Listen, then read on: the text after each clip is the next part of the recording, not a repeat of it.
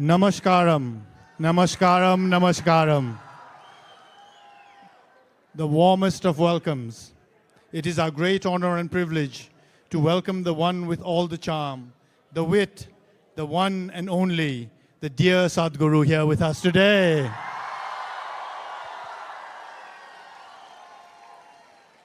A very warm welcome to all those of us who have joined us online all across Nepal and all across the world on this historic and momentous event for all of us.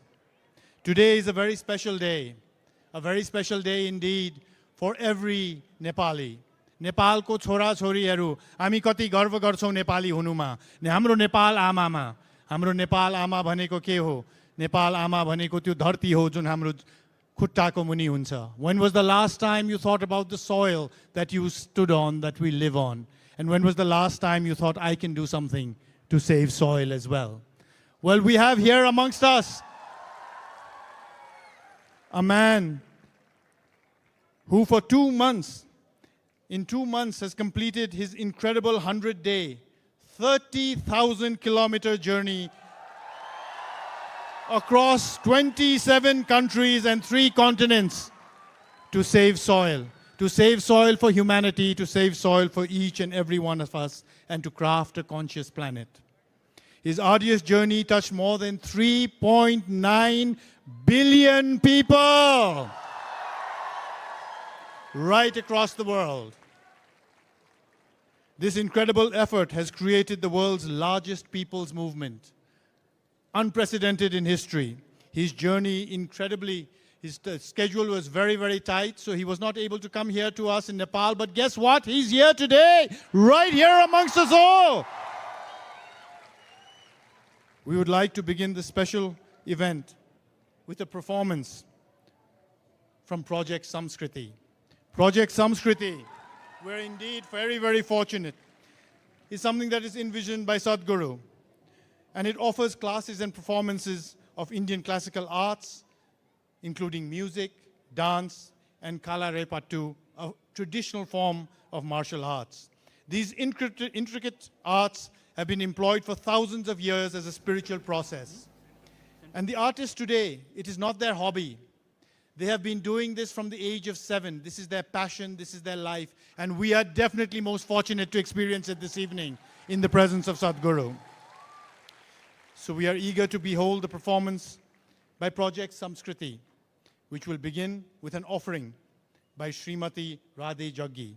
A classical, yes! Truly blessed we all are, a classical Bharatnatyam dancer. So let us welcome this amazing performance we're all going to experience with a video to start off with, and a loud round of applause. Here we go. Project Sanskriti is an endeavor to nurture and impart India's classical arts. Designed by SADHGURU, it offers programs to learn powerful chants, music, Bharatnatyam and Kalaripayattu, an ancient martial art form conducted by the rigorously trained students and alumni of Isha Sanskriti. The art forms are imparted in their most profound form as possibilities for inner growth and transformation. Project Sanskriti is not today's idea. It's been in incubation for nearly 25 years. So this is an effort not to save the art form alone, but to bring up humanity to a higher level of existence within themselves.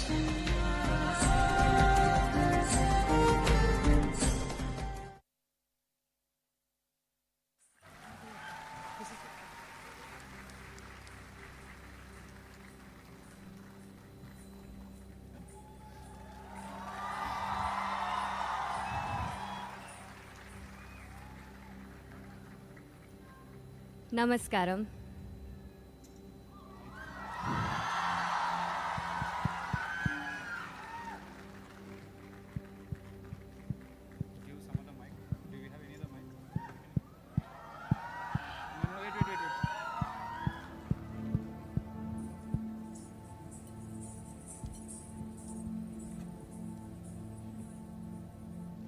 Namaskaram.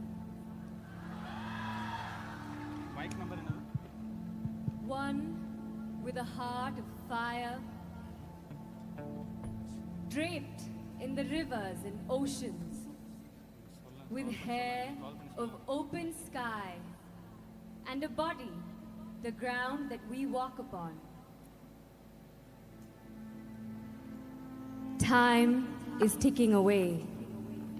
To build our lives, our comforts, our luxuries, we have ignored her plea. Time is ticking away. It's time to reinvigorate and celebrate this mother who has birthed us, fed us, and one who will embrace us into her bosom in our death. O Mother, in celebration of your grandeur, in concern for your well-being, in love with all that you are, we dance in tune to your rhythm as we are just a part of you.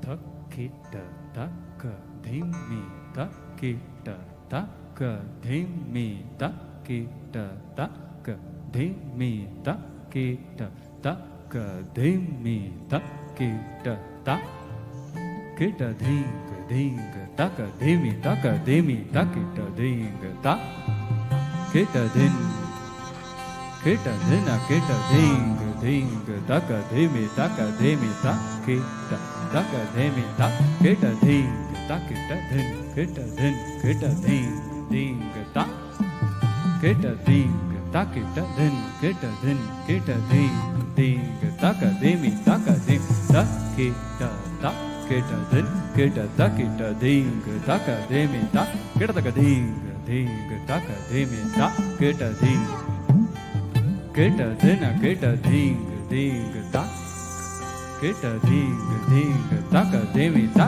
kita dhinga ta kita takita taka dhimi taka dhimi ta kita taka dhimi takita dhinga ta kita dhinga ta kita dhinga taka dhimi ta kita taka dhinga ta kita dhinga ta kita takita dhinga taka dhimi takita dhinga taka dhimi takita dhinga taka dhimi takita dhimi taka dhimi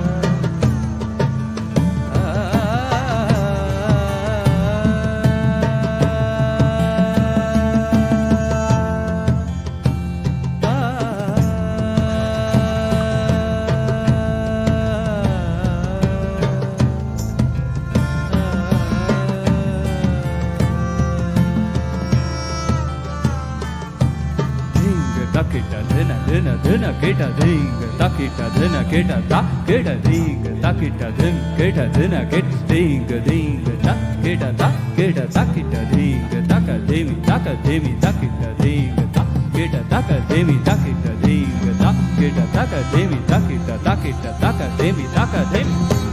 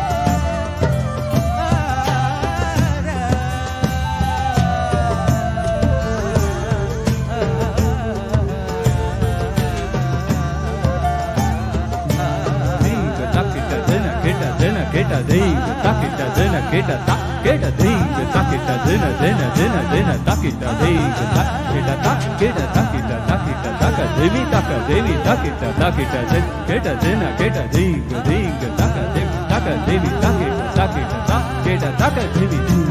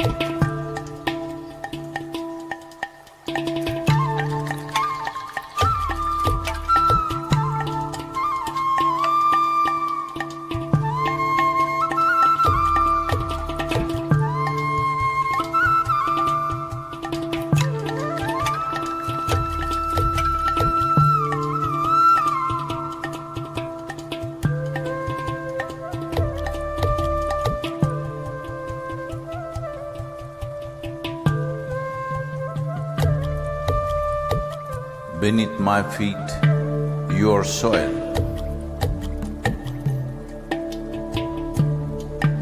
When you rise, you become a tree. Again, you fall as a leaf. Who are you?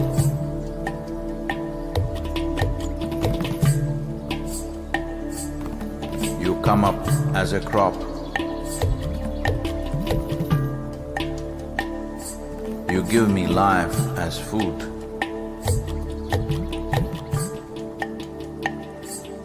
Whether I am alive or dead, you are the only refuge.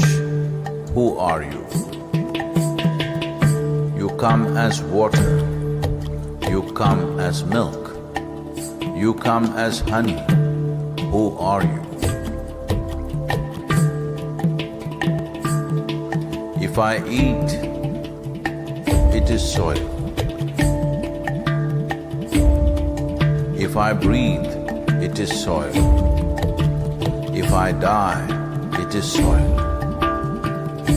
Oh, my mother, who are you?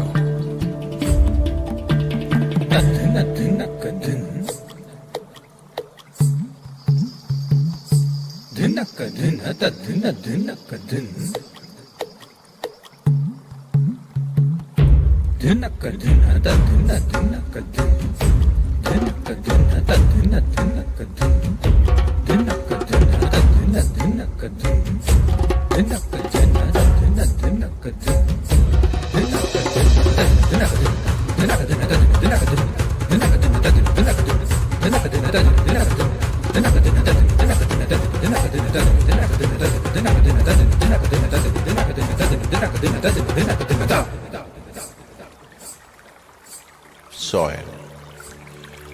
In the root, there is a stalk. In the stalk, there is branch. In the branch, leaves, bud, flower and fruit, all rooted in soil. That is not our making. The soil, the very soul of all life, shall neither perish nor is created, but in a constant turnaround. A tree and a termite hill, the rough hide of an elephant and the fine silk of the spider, the beasts that you kill and the people that you love, all a recycle of soil, soil and soil. Come on, let's show our appreciation. Let's have a round of applause for Srimati Radhe Jaggi and Project Sanskriti. How rich is our culture of the subcontinent. At times it takes an event like this to remind us of our roots. And all roots grow best on healthy soil. But did you know our soil is dying? हामी नेपाल आमाको कुरा गर्छौं, कृषि प्रधान देश भनेर भन्छौं, तर किसानहरूले जति पसिना बगाए पनि माटो मरिसकेको छ भने केही पनि उब्जिदैन.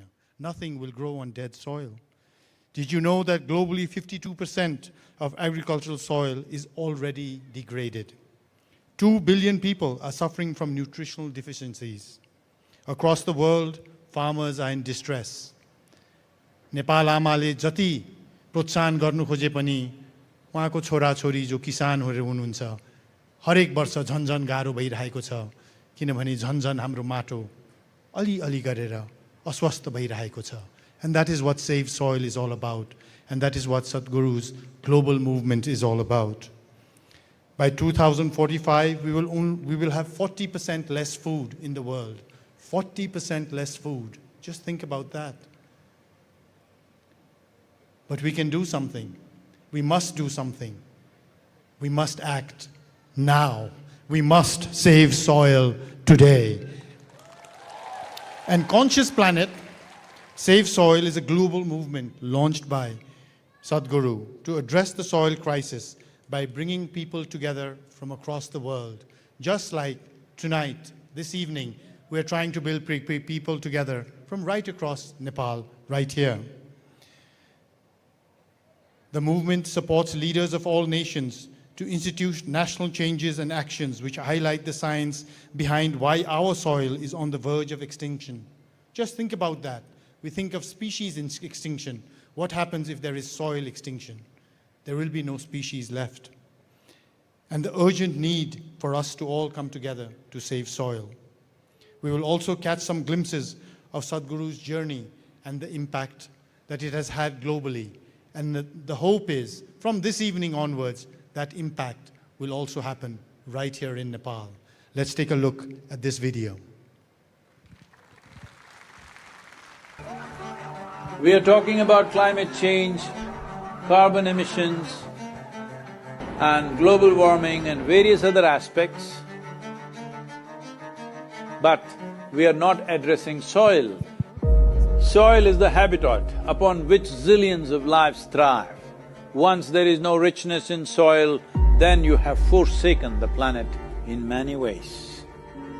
Every responsible scientist in the world and the UN agencies are clearly saying we have only 80 to 100 harvests left. That means approximately 45 to 50 years of agricultural soil left on the planet. By 2045, we will be producing 40% less food than what we are producing right now, and our populations will be 9.3 billion people. The food shortages that could manifest in the next 25 years, the consequences of that is unimaginable. Civil wars will unfold across the world once there is food shortage. What we are facing now is soil extinction. Why is soil becoming extinct? Where is it going away? What is happening to our soil? We must understand, if you add organic content to sand, sand will turn into soil. If you remove all organic content from the soil, soil will become sand. In normal agricultural soil, the minimum organic content should be between 3 to 6%. The most minimum is 3%. At least this minimum to keep the soil alive, to keep the soil as living soil is a must. Agricultural soils across the world, the depletion is so heavy, in most countries, more than 50% of the topsoil is already gone in the last 100 years. The nutrient levels have dropped significantly. The level of micronutrients you would get from your food in early 20th century to what you are getting from the same food now has dropped 90%. If you ate one orange in 1920s, what you got from it, now in 2020, if you have to get the same, you will have to eat 8 oranges. This is what we have done to our food. Soil is the biggest ecosystem on the planet, and so few people know anything about it. 1 teaspoon of healthy soil probably contains more microbes than there are people on Earth. The microbial life in the first 12 to 15 inches of topsoil is the basis of our existence. It is this magic beneath our feet which has produced the life that we are.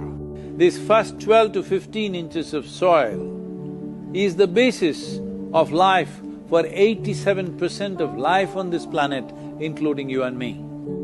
We have to begin to recognize that what we call our soil, Mother Earth, is a living organism. Open soils, ripped open by ploughing, open to sunlight, is the basis of destruction of microbial life.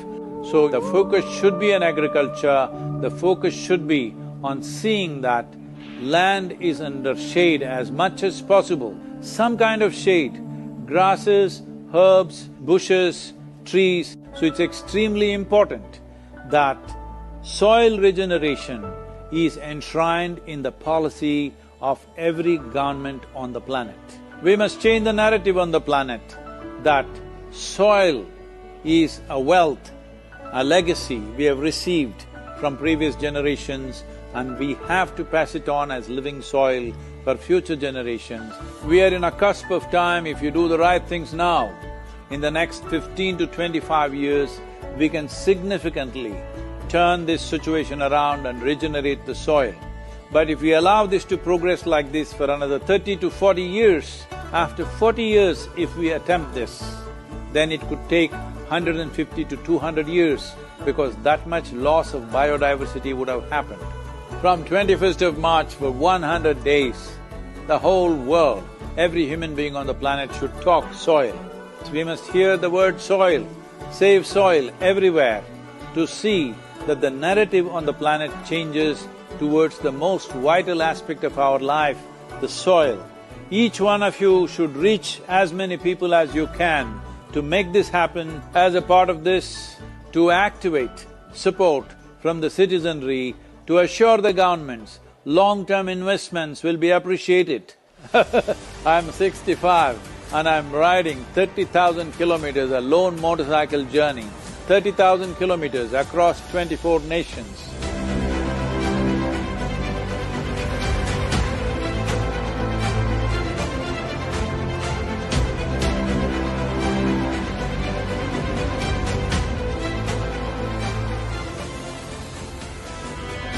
Sadhguru, thank you for what you're doing. Dear Sadhguru, one of the world's voices and leaders on soil conservation. وأبداً بالنسبة لنا في رابطة العالم الإسلامي As for the Muslim World League, we are completely ready to help you. You've inspired me to think about soil very differently. I love what you say, that we're all part of the solution and we all have a role to play. This is my appeal to every one of you, because I don't want this COP15 to end as one more convention with more paper and more paper. This must end with concrete action, and action in such a way that it's implementable. It is implementable and we will see a distinct change in the coming few years.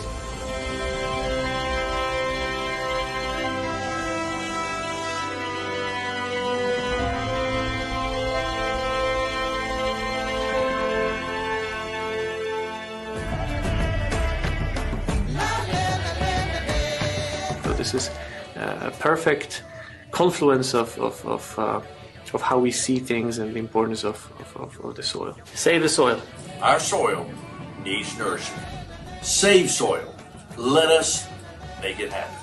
सदगुरु जी ने यात्रा की, दुनिया को मिट्टी के प्रति स्नेह तो पैदा हुआ ही होगा, लेकिन भारत की मिट्टी की ताकत का भी परिचय मिला होगा। I salute you, your energy and your dedication, and my full support of what is needed from the Palestinian side. To honor the people of this country.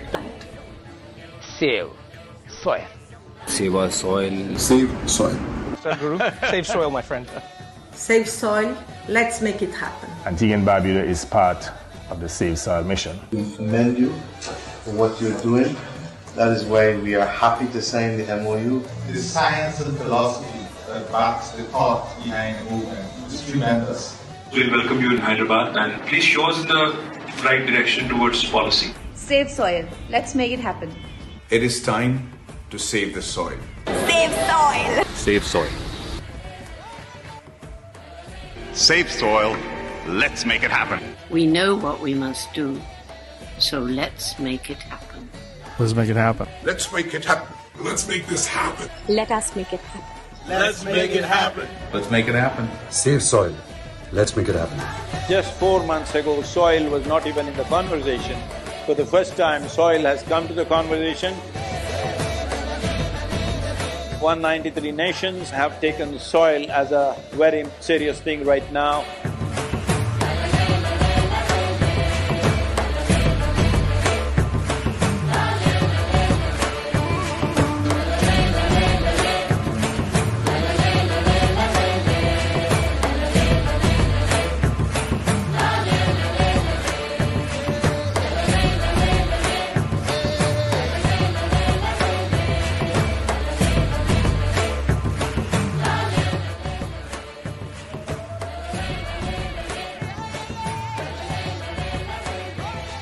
I beseech every one of you that you must keep the soil in conversation for the next few months till the policies are made in the world. Soil is not our property. It's a legacy that's come to us from previous generations, and we must pass it on as living soil for future generations.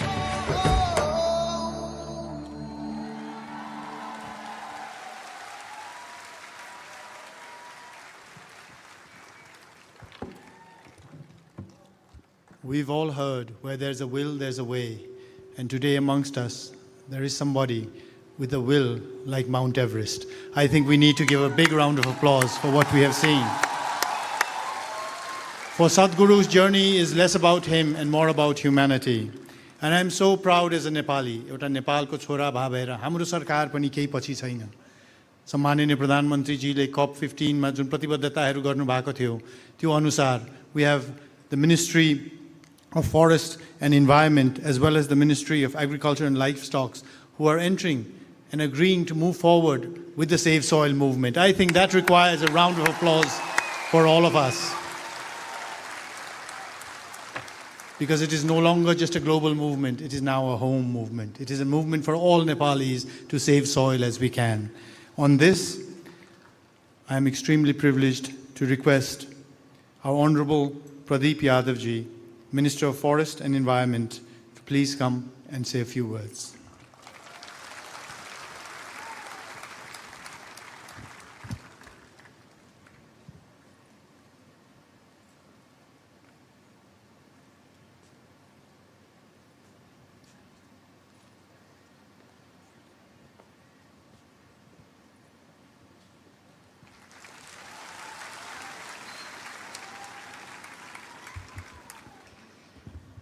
धन्यवाद. आज हामी अति नै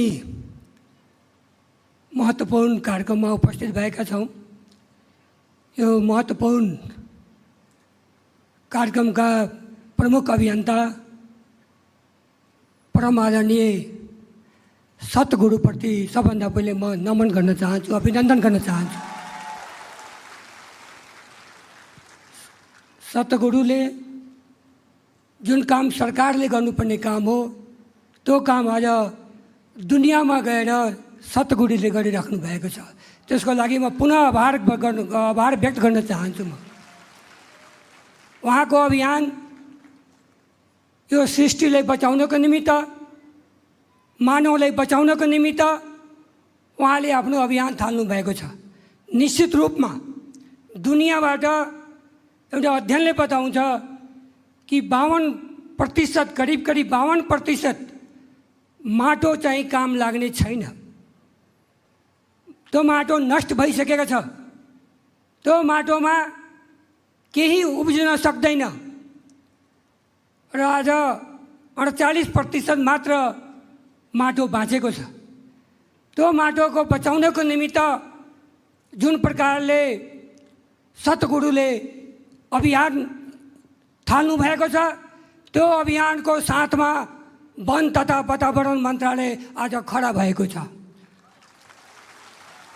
र उहाँको अभियानमा one मन्त्रालय साथ अगाडि बढ्नेछ भन्ने म विश्वास दिलाउन चाहन्छु. निश्चित रूपमा जलवायु परिवर्तन लगायतका च्यालेन्जहरू हामी बीच आएको छ.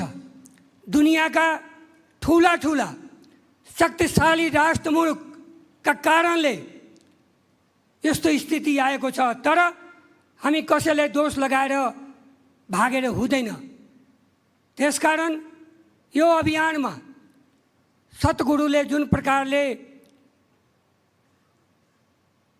माटो बचाउनको निमित्त आज नेपालमा आउनु भएको छ, म खास गरेर वन तथा वातावरण मन्त्रालयको तर्फबाट, नेपाल सरकारको तर्फबाट सतगुरुलाई म यो नेपालको धरतीमा, नेपालको माटोमा हार्दिक स्वागत पनि गर्न चाहन्छु, अभिनन्दन पनि गर्न चाहन्छु. र वन मन्त्रालयले 30,000 किलोमिटर चलेर सतगुरुले मोटरसाइकलको यात्रा गर्नुभएछ दुनियाँमा. र त्यो यात्राको क्रममा उहाँले धेरै कठिनाई भएको होला, धेरै चुनौती भएको होला. तर पनि त्यो चुनौतीको सामना गर्दै आज नेपालमा आइपुग्नु भएको छ. र वन मन्त्रालयले त्यो 30,000 किलोमिटर यो माटो बचाउन अभियान अन्तर्गत चल्नुभएका सतगुरुको अभियानको कदमलाई स्वागत गर्दै वन मन्त्रालयले यही हप्ता सतगुरुको नाममा देशको देशको विभिन्न भागमा नदी नाला ताल तलैयाको किनारहरूमा सहरको किनारहरूमा 30,000 सद्गुरुको नाममा रुख रोप्ने छ भने प्रतिबद्ध गराउन चाहन्छु।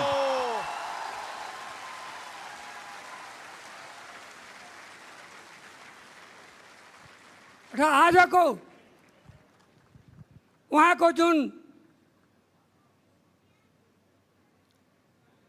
भाषणको क्रममा कुराहरू आउँछ त्यो सबै कुराको मनन गर्दै वन मन्त्रालयले अक्षरशः पालन गर्छ भने म प्रतिबद्ध पनि जनाउन चाहन्छु। वास्तवमा भन्ने हो भने उहाँको अभियानलाई दुनियाँले कहिले पनि भुल्न सक्दैन। हामी सुन्थे महाभारत पनि हेरेछु, रामायण पनि हेरेछु, टिभीमा पढेको छु। त्यो बेला चाहिँ जब अत्याचार हुन्थ्यो, कंसको अत्याचार भयो भने कृष्णको जन्म भयो, रावणको अत्याचार भयो भने रामको जन्म भयो। त्यसकारण दुनियाँका केही ठुला ठुला मुलुकहरूका कारण यो दुनियाँमा माटोको जुन सङ्कट आएको बेला आज सद्गुरुको जन्म भएको छ भने महसुस गरेको छु हामीले।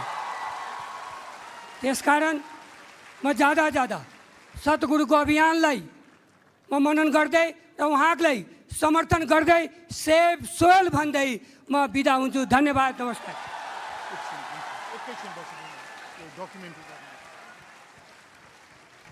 Thank you so much, Honorable Minister, for those wonderful words. As a Nepali, we are very, very proud that Nepal government has committed to plant 30,000 trees in the name of Sadhguru to save soil. I think wonderful. I would like to now request Sadhguru, I'm privileged to request him to come on the stage to share some documents.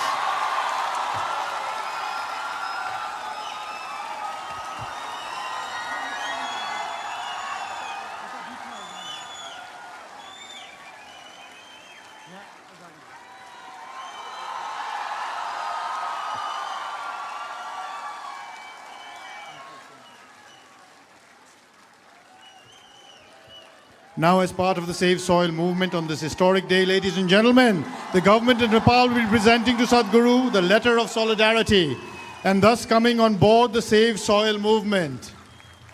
I'd also like to request Dr. Govind Prasad Sharma, Secretary of the Ministry of Agriculture, to please come on the stage.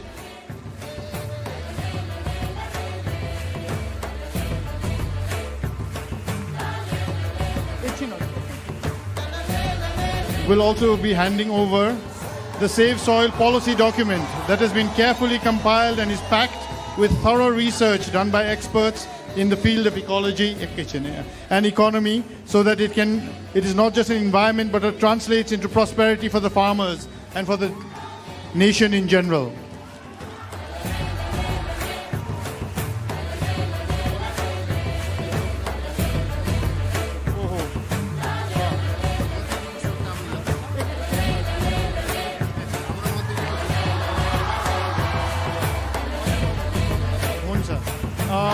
I would request the Secretary to please give a token of love to Sadhguru and read the token of love out as well. Namaskaram. हामीले हाम्रा अति आदरणीय प्रेरणाका स्रोत यो safe soil इनिसिएटिभ्सका अध्यक्ष आदरणीय स्वामीज्यूमा हामी एउटा र उहाँको यो सोइल सेभ मुभमेन्ट कन्सियस प्लानेटसँग हाम्रो ऐक्यबद्धता जनाएका छौँ। म पढेर सुनाउन चाहन्छु र हाम्रा आदरणीय स्वामीजीलाई यो अर्पण गर्न चाहन्छु। Expression of commitment and solidarity to soil save movement conscious planet CP USA, government of Nepal, ministry of agriculture and livestock development warmly welcomes Save Soil movement by Conscious Planet and express intent and commitment to be on board for this initiative. This is timely global initiative by all and for all, beyond all social, political, and geographical boundaries, led by CP to sustain human existence on the planet. Farmers of Nepal inherit knowledge, innovations, practices, and a rich culture of mother soil, the line with living soil since they started cultivating lap of Himalayas. In recent years, with the exposure to modern farming practices, this unique heritage is degrading and nascent soils of Nepal are under threat. In this pretext, Safe Soil Initiative is important to restore and rejuvenate our soils. In this ground, Ministry of Agriculture and Livestock Development proactively committed to enact new policies, strengthen and implement existing ones, invest, implement program and activity to save soil in Himalayan region. We understand saving Himalayan soil means saving soil and livelihood beyond the boundaries up to the Gangetic Plain. Ministry of Agriculture and Livestock Development is thankful to CP and is our immense pleasure to be a part of this holy soil global initiative. Dr. Govinda Prasad Sharma, Secretary, myself.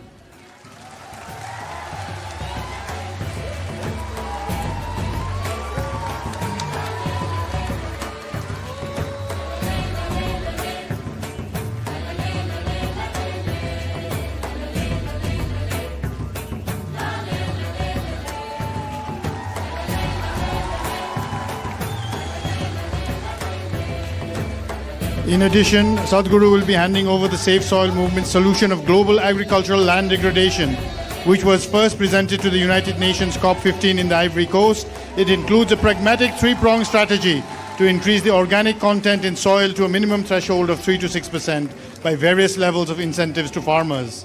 Let this be a beacon of hope. I would like to now request former Deputy Prime Minister Narayan Kaji Shresthaji to please join us on the stage for a photo.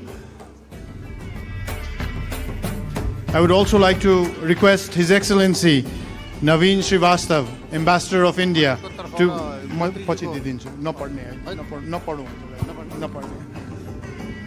to join us on the stage as well.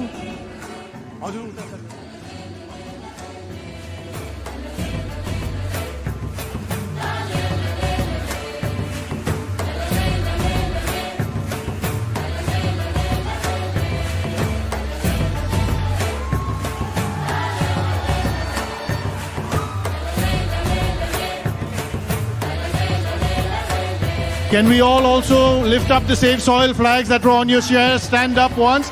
Now let us, everybody. Minister of Law. Can I request the Minister of Law also to please come on the dais for the photo op? Just 1 second.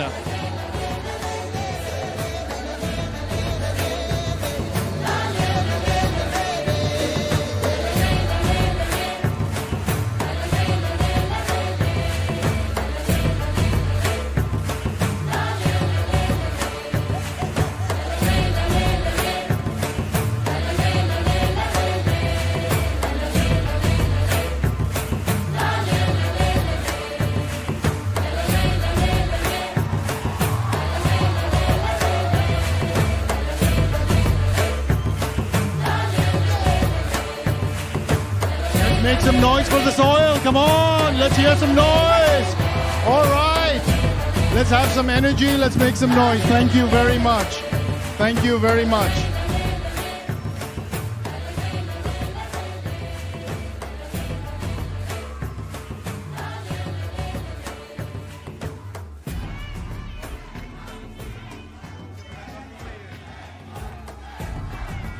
And yes, we are at that moment now, the moment we've been waiting for. May I now invite, humbly and with great privilege, our very special guest of the evening, who has taken the world by storm with his wit, his wisdom, and his incredible commitment to save the planet. May I humbly request Sadhguru to please address us. Thank you.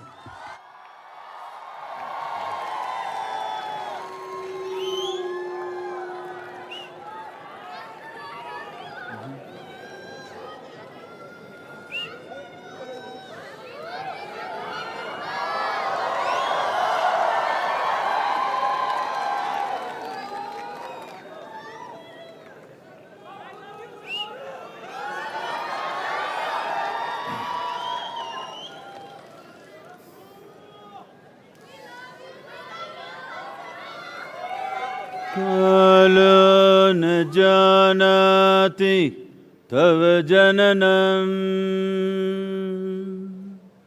कालो न जानाति तव समापनम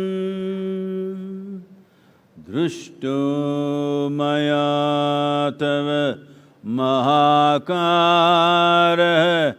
योगेश्वर काल काल योगेश्वर काल काल.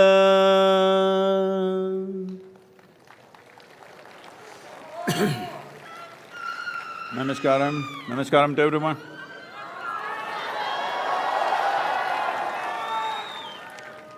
Wow. Nice to be back in Nepal.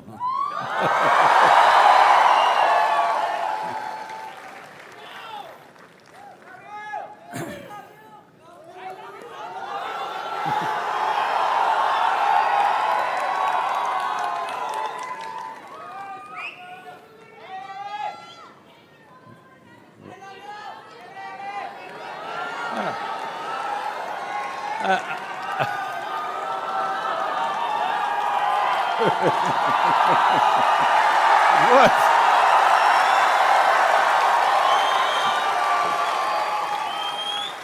I'm supposed to do the talking, huh? Come on. Is the volume good? Hello?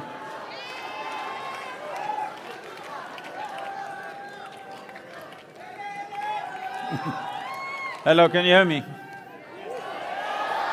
This is not good, huh? I can't… Hello?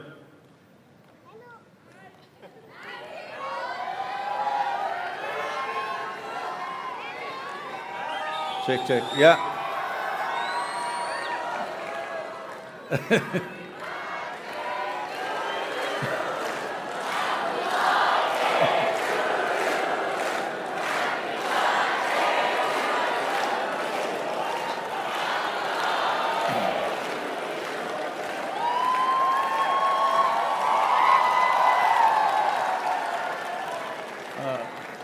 I am still not yet born, still more than 24 hours, please.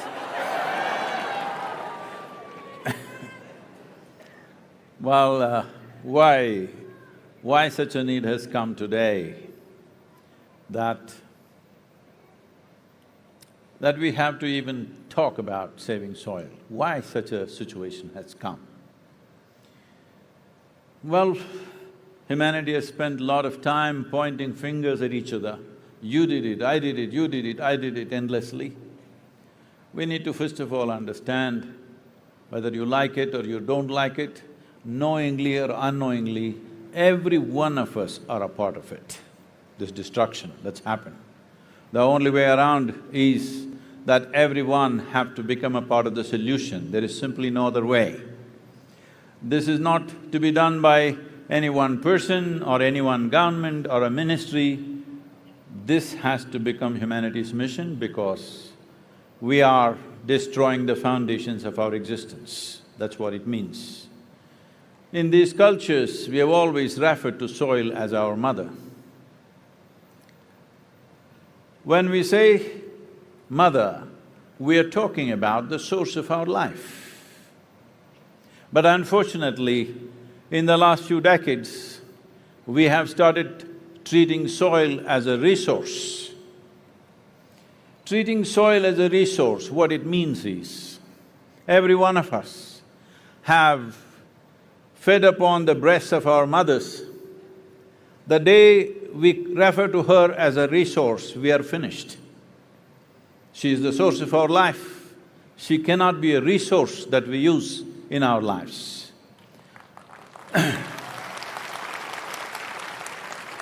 But this is exactly what we have done. Even today, nearly 85% of the nations on the planet address soil as an inert substance that they can fix by adding a chemical or taking away a chemical or whatever else. What we need to understand is, soil is the largest living system, not just on this planet but in the known universe. It is the largest living system with trillions of species. The top agricultural scientists or soil scientists in the world are openly admitting that they do not even know 1% of the species of organisms present in the soil. When we don't know 1%, we have no business to mess with it. It's as simple as that. That's how complex a life it is. What does it mean, this soil? See, we must understand this.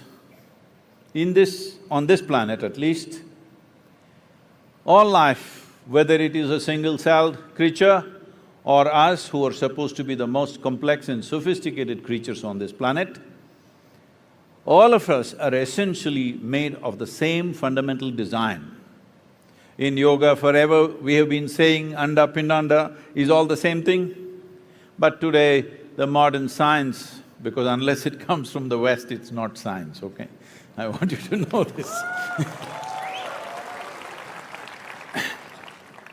So, the modern science is saying there is something called as a constructional theory, that if you look at any design on this planet, whether it's a single-celled organism or any other creature or a leaf or a cell in a plant or the human system, the fundamental design is still the same.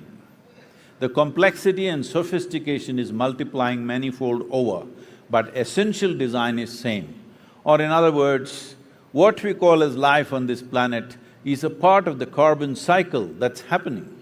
In this carbon cycle, soil is the most important link in the chain of carbon cycle, and that has worn thin.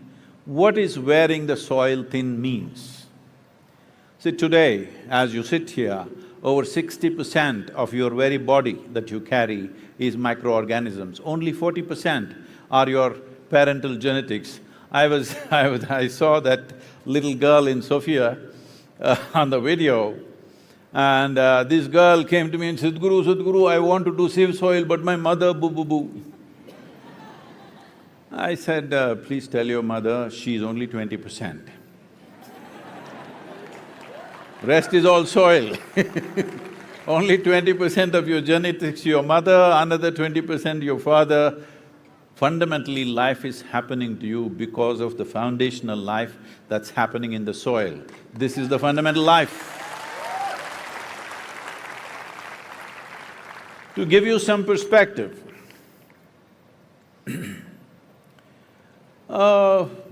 scientists say somewhere between 600 to 800 million years ago, you were there?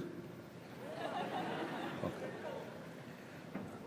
At that time, one smart algae or a fungi, we don't know which one. It's like, we don't know how many years ago, thousands of years ago, a caveman or a cave woman, these days you can't leave them out.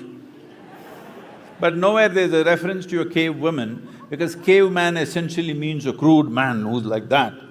But it looks like women were always reasonably not so cavey. So, we don't know whether a caveman or a woman discovered the way of how to cook our food using fire, controlling fire within our homes.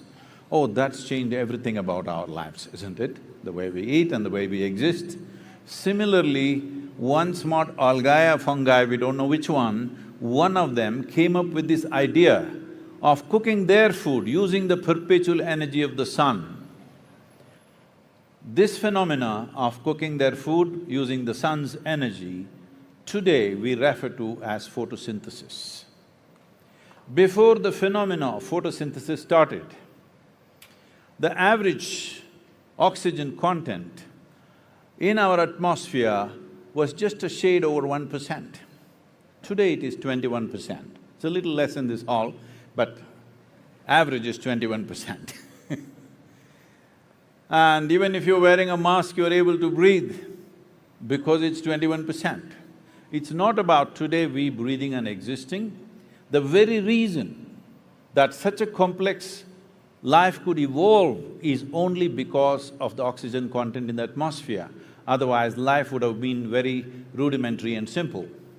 So this phenomena of photosynthesis means essentially it is oxygen manufacturing factory on the planet. You all oxygen breathing or carbon dioxide breathing? Tell me, I don't know which kind you are. Oxygen. But in the last 1,000 years, we have removed 85% of photosynthesis on this planet. What's our plan really for ourselves and for future generations? What is our plan? 85% of photosynthesis on the planet has been removed. We call this development. Well, we need many things, that's not the point, but we need to understand without ecological stability on the planet, life will not happen. Our idea, right now everybody is talking about, in 2000 or just after 2000, when I spoke in the United Nations, I told them I have come here to officiate the marriage of ecology and economy, because you guys are thinking these two are competing forces. There is no such thing as ecology versus economy. This is like this, you are living on open land, then you saw the need for shelter, so you built one floor, one nice house for yourself. Then a need came, you had to build the second floor. Then you started pulling out the foundation stones and started building the second floor. You know what will happen to your house. This is exactly what's happening to the world right now. Ecology is the base, economy is on top of it. If you pull out the foundation stones of ecology, there is not going to be any economy.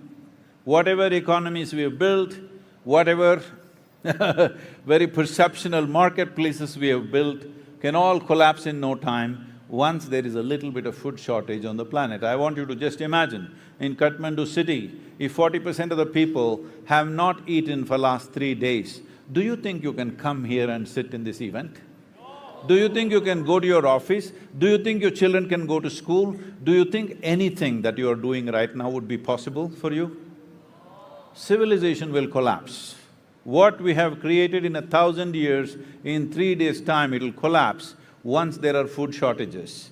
We must understand this is not something new. Whether it's Nepal or India or European nations or East European nations, Central Asia, Arabia, even North America, is not a stranger to famines in the past. Till 40s and 50s, 1950s, we have seen famines. Some of those famines were terrible, which took millions of people. 1943 famine in India took 3.2 billion people in 4 months' time. Famine is the worst way to die for a human being. A war is so much better, either somebody will shoot you or bomb you or take off your head, something will happen. Famine is a slow fade, 3 to 4 months, you will die in a most terrible way. And this is not new to us. 2 generations ago, people have faced this repeatedly, again and again. But after all this infrastructure, after all this education, information, technology, once again we are driving towards famine, global famines. This year, 7 nations are going into famine conditions. This year, 39 million people right now are seriously in famine situation. It is expected in the next 4 months, 360,000 children below 8 years of age will die without food simply because World Food Program has thrown up his hands and said, we are not able to provide food for these children because there is no money, everything has gone to the war effort elsewhere. So, as human beings, how do we just sit around and think that, it's all right, they're dying somewhere else? That is not the nature of a human being. The reason why a human being is evolved to this place is because we can think inclusively. We are not functioning instinctively for our survival. We can think consciously, inclusively, where our sense of well-being is far more inclusive than any other creature on this planet. This is only possible for a human being. You are the only one who is referred to as a being. We don't call a tiger being, an elephant being, ant an ant being, no such thing. Only you are referred to as a being because you're supposed to know how to be. I don't do that. You're supposed to know, I said. I did not say you know. If you knew how to be, if you really knew how to be, would you choose to be blissed out or miserable? What's your choice? Now, see, from now on I'll ask a few questions. You can either say yes, no or silence. All three I will bless. It's up to you. If you had a choice between being blissed out and miserable, what is your choice for yourself? Yes. What you want for your neighbor sometimes may be debatable, but what you want for yourself is 100% clear, isn't it? Highest level of pleasantness. You want highest level of pleasantness for yourself. Why something so simple is not happening? It is not happening because you heard about that potato farmer? No? Oh, let me tell you a story. Once upon a time… Nah. That's not the way. There's a certain way to listen to a story. Once upon a time, Hello? Once upon a time, there was a potato farmer. One day, he wanted to eat apples. What did he want to eat? So he went in search of an apple tree, and then he found an apple tree.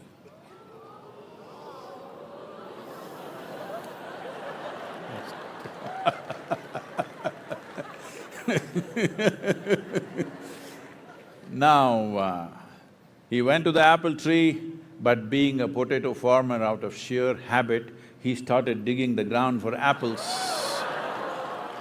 He dug. When he did not find any apples there, he dug furiously. After some time, the tree came down on him. This is the story of humanity right now.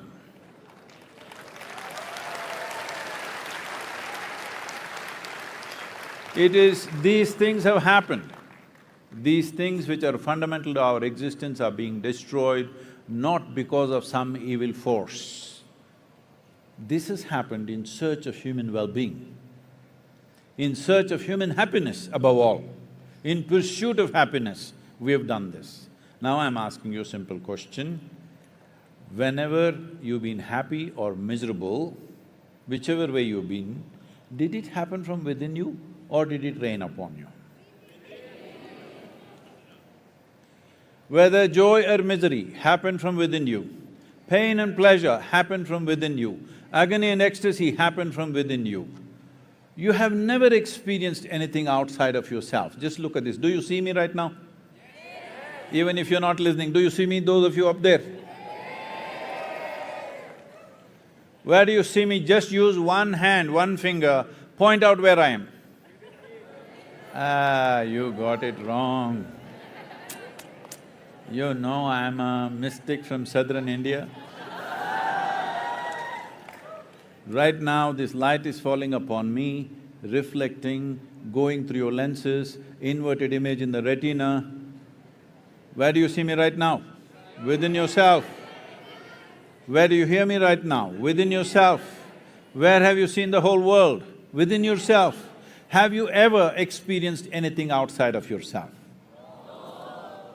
So, in search of happiness, if you start digging the world, it's a never-ending digging. So, some people were telling me, it seems there are some 300 planets, just like planet Earth with the same kind of atmosphere and possibility of life. Some of these planets are 10 times larger than planet Earth. So, they want to go there, we must make a mission, unknown planet, whatever. But these planets are approximately 300 million light years away. I said, please, you go, it'll solve many problems. But I want to tell you that if these 8 billion people are given one planet each, as long as they're in pursuit of happiness, they will destroy all the 8 billion planets. They need just some time, that's all. Yes or no? Because what is within you, if you start seeking outside, you will destroy everything. This is all it is. In search of human happiness, this is the consequence we've produced, where the fundamentals of our life is now in a big question. See, how many of you have your own children? You can tell me, it's okay.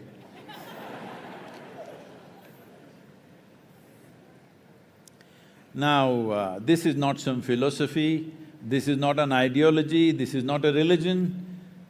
It is intrinsic within you. You want your children to live better than you. Hello? Huh?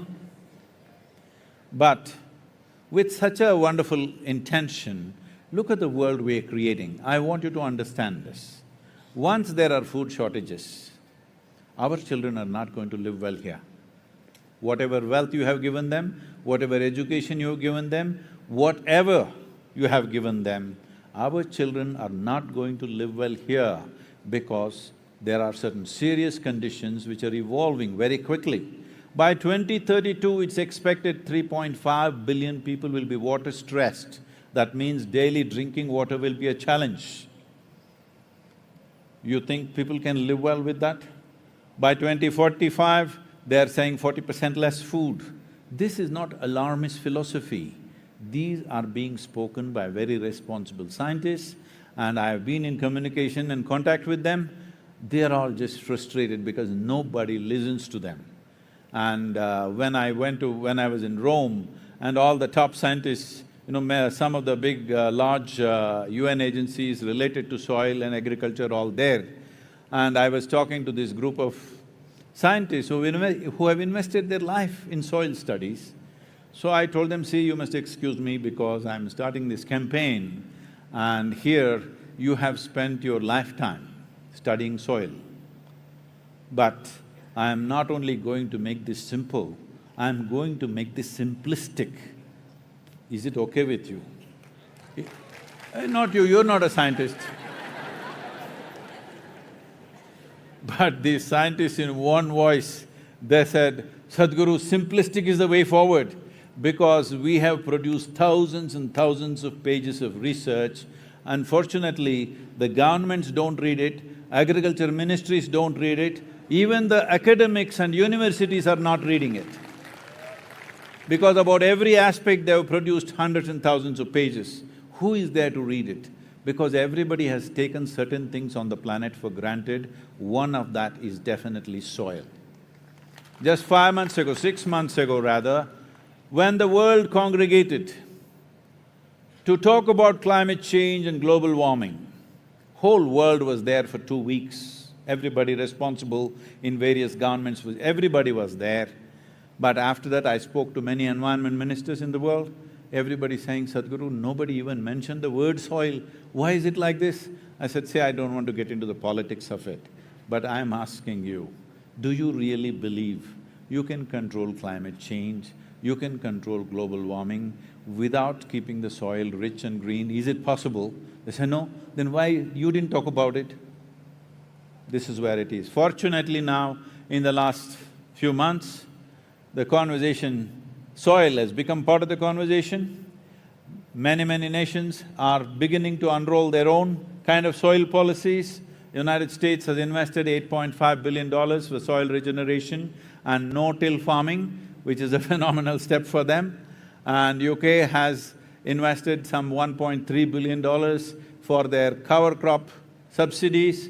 Germany has put in $4.5 billion for their similar kind of soil regeneration process, and EU has unfolded a consultative process to come up with a soil policy, because there are so many nations which need to agree to that. And Caribbean nations have been fully active with us, and Guyana has given us 100 square kilometers of land where they want us to demonstrate how this can be done. That's going to happen. India has dedicated 19 crore rupees for regenerating the soil in 13 river basins across the country, which will amount to 67% of India's land or agricultural land, and that's a huge step for India. China is unfolding their own soil policy. So, the world is responding, but the important thing is we must understand in a democratic nation, who are the leaders? You are the leaders. So, it's important that you don't think somebody else is going to do it. I want you to understand the simple mechanics of democracy. We elect somebody who is willing to take the trouble of doing all the things. And we give them… in Nepal it's 5 years, is it? 5-year term? You give them 5 years, in many other nations it's 4 years, but from what I understand, Nepal is generally giving 2 years for their leaders.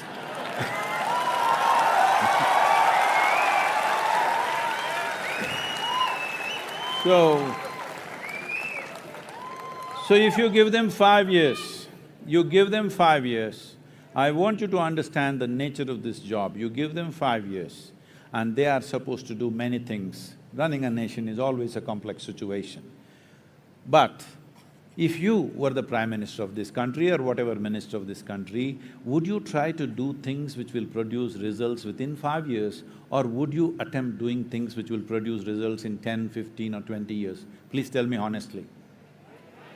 In 5 years. That's exactly what most governments on the planet are doing, because not in a single nation, not even in a single nation has ever 60% of population, adult population has stood up and said, we are concerned about the long-term well-being of this nation. We are concerned about the future of our children. Such a thing has never been expressed. In private they will crib, but they have not expressed. All they ask for is, reduce 5 rupees on my gas price. Okay, that will happen. Give me 1% discount on my income tax, okay, that will happen. But nobody is asking for long-term well-being of the nation. It's time citizens of any mature nation stand up and ask for long-term well-being of your country. This is very, very important. If you don't do that, it's not going to happen, because as you yourself admitted, if you were running the government, you would still try to do things within 5 years, not things which will take more than that. So if the governments have to invest in long-term well-being of the nation, it is very important your voice should be up. Your responsibility is not just vote, your responsibility is your voice. And today, fortunately, because of technology and social media platforms, you can sit at home and raise your voice. You don't have to go stand on the street and do this, all right? Not anymore, you can sit at home and raise your voice. You have a phone with you? Yeah, you have a phone with you? Smartphone or a dumb phone? What? Smartphone, okay. You call somebody smart only if they're smarter than you, isn't it? Now, this phone is not just a simple thing for you to send some silly messages. That also you can do, I'm okay with that. But this is a powerhouse. If you have any sense of love and responsibility in your heart, this is a powerhouse sitting at your home. I'm just saying one of you, sitting at your home, if you're really committed, just one of you can reach the entire world. That kind of power you have. That's the instrument you have in your hand, all right? If all of you get together, can anybody stop you? If all of you get together, can anybody stop you? No! First thing you need to understand is this is not a protest, this is not an agitation, this is not expressing our anger and resentment about who did this, who did this. All of us have done it knowingly or unknowingly. We must understand this has happened, and this has happened not as a negative thing, with best intentions this has happened. Because many of us are alive today only because of fertilizers and chemicals. I want you to know this.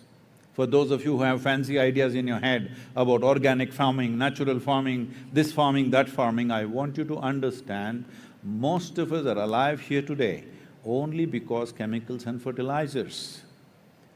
If we take away chemicals and fertilizers today from this world, our food production will come down to 25% of what it is right now, that is death. So, as a generation, We have been able to feed this many people. In the beginning of 20th century, we were just 1.6 billion people.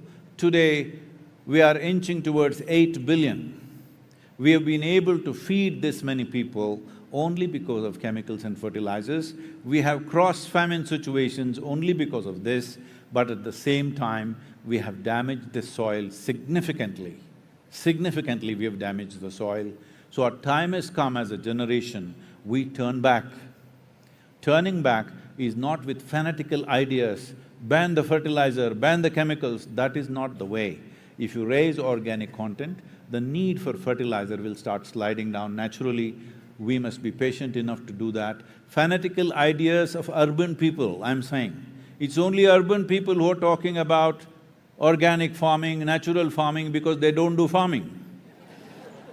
You go and ask a farmer, try to grow his crops without fertilizer, without pesticide, it'll be zero for him.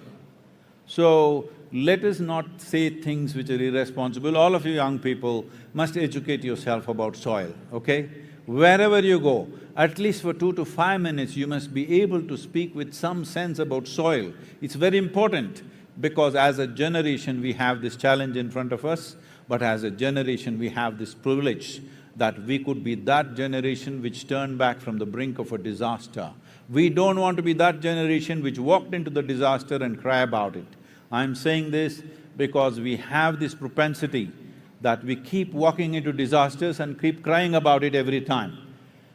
See, when World War I happened, everybody said, this is enough, no more war. We formed League of Nations and da-da-da, no more war. Within 25 years, number 2 happened, all right?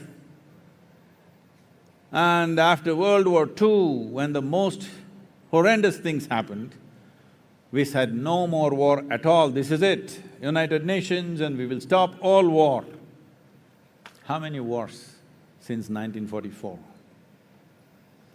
When 21st century came, we said, oh, 20th century people, idiotic people, they fought wars and wars. 21st century is the age of information, technology, we are all… What? What is that, huh? Like this, we're not going to fight wars, love and this and that. In 21st century, how many wars? How many nations have been destroyed in the last 22 years? Just look back and see. Because we need to understand this, we keep crying about the same things and we keep doing the same things. So this is a time for us to stand up and turn this situation around, and it's not some rocket science, nor does it take enormous financial outlays, it just needs the right direction and a relentless commitment. This is all it takes. Let's make it happen.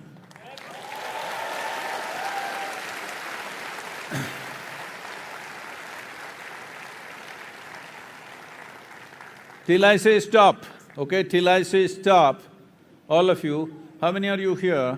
Here and in the adjacent 2 halls, they told me about 6,500 people or something like that, okay?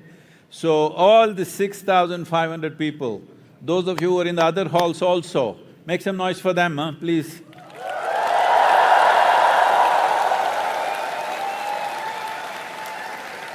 You must commit. You must commit that every day, you must commit that every day, just 10 to 12 minutes a day. Use your phone and say something about soil, whatever the hell you know. If you don't know anything, just go into FAO website and look up some facts. If it's too complicated for you, if it's too scientific for you, go into Save Soil website, much more simplistic thing, say something. If you can't say anything, just say save soil, save soil.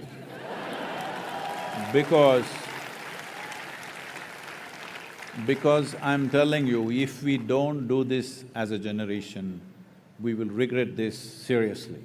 Right now, according to UNFAO, on an average, every year, 27,000 species of organisms are going extinct. So it's a slide. This slide, if it continues, it's estimated somewhere in the next 25 to 40 years, this slide will go into your tumble. Once it goes into your tumble, there's nothing you can do or I can do. There's nothing we will be able to do, we will have to face the consequences. Right now, it's possible to stop this and turn this around.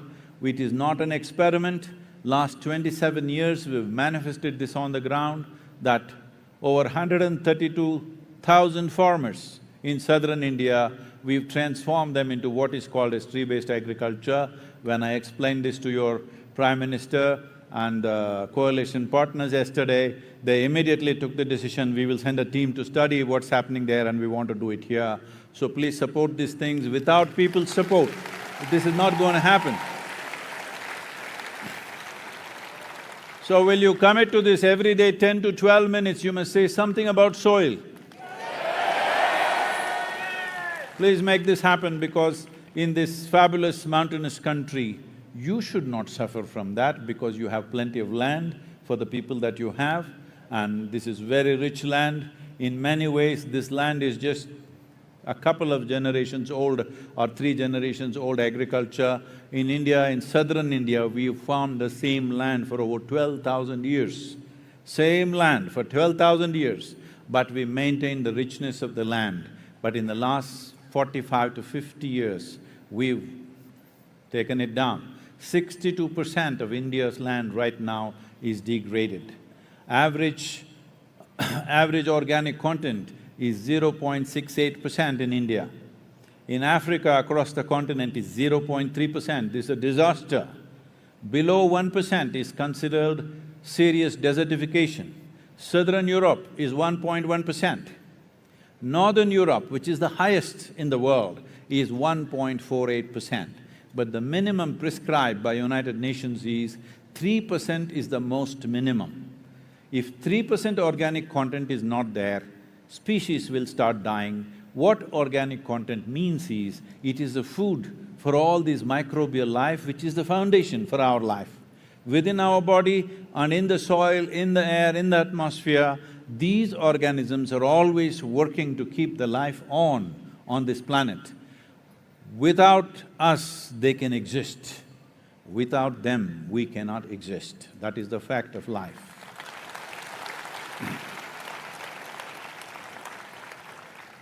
In the last 70 years, 67% of vertebrate population on the planet has disappeared. 67%.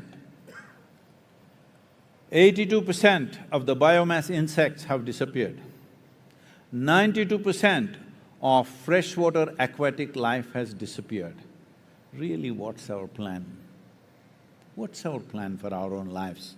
Because when we talk about 2030, 2040, 2045, we are not talking about future generations, we're talking about you. Hello? It's just a couple of decades away, where every scientist, without any ambiguity, everybody is saying this is where we are going. And by 2032, it's expected 1.3 billion people will migrate because of food and water shortages. When people move in unplanned ways, forced migrations bring untold suffering to human beings. The worst is taken always by the women and children. When unplanned migrations happen, women and children get the worst of it. You have to see this, what's happening in the southern European border, in many countries, what happens to these African women who land up there is unspeakable. Let's not once again drive humanity in that direction. It is important food grows where people are. It's very, very important. For long-term well-being of any nation, food must grow where people are. A few exotic things, you want to eat a kiwi fruit, you can get it from New Zealand. But basic food must grow in each country where people are. This is very, very important. So I'll leave it to you, if you have any questions, any kind of question, not necessarily about soil. About you, because you're also soil. Hello? Do you get that? You're also soil, walking soil. May you walk for a long time, but let's be walking on a rich soil. Questions? You must raise your hand and wait for the microphone.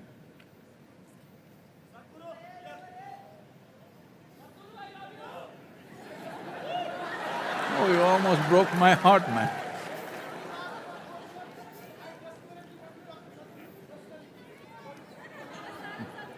Please take the microphone, please. Please, please. Yeah, you must wait for the microphone. Where is it? Yeah, Hello. please. Yes. Namaskaram. Where are you? I'm on this side. Namaste Sadhguru. My name is Malvika Subha. The question that I wanted to ask you, it is an honor and a pleasure to have you here today. The one thing that has been really going on my mind, I apologize if it might sound very political. I belong to an indigenous community, which is the Kirati community, which has the longest history, especially for Nepal. Now we can understand there has been so much of oppression, land encroachment, so much of domination, so much of land has been taken away from the indigenous community in the name of development. When we talk about safe soil and saving the soil, I'm hoping and I'm requesting you, when you're talking to global leaders, and especially as हाम्रो माननीय one मन्त्रालयजीबाट मन्त्रीज्यू पनि आज यहाँ हुनुहुन्छ, कतिजना जनजाति आदिवासी जनजातिका आफ्नो जुन उहाँहरूले पाउनुहुने. So what I'm trying to say is, I apologize, I'm being very emotional about it. I wish that you would definitely talk about these issues for the indigenous people, but as you know that is they're nature lovers and soil is where their home is. Thank you so much, Sadhguru. And if you don't mind, I have with me one of our symbols from the Kirati religion, which is Silam Sakma, which basically means is helping us ward off from the evil eye, from death. If I could present it to you, that would be my honor. We'll do that. So, Malvika, it is true across the world, this is a reality, that the lands held by indigenous communities is being slowly shrinking and shrinking everywhere. Well, we can point fingers, but it is a reality that we cannot ignore.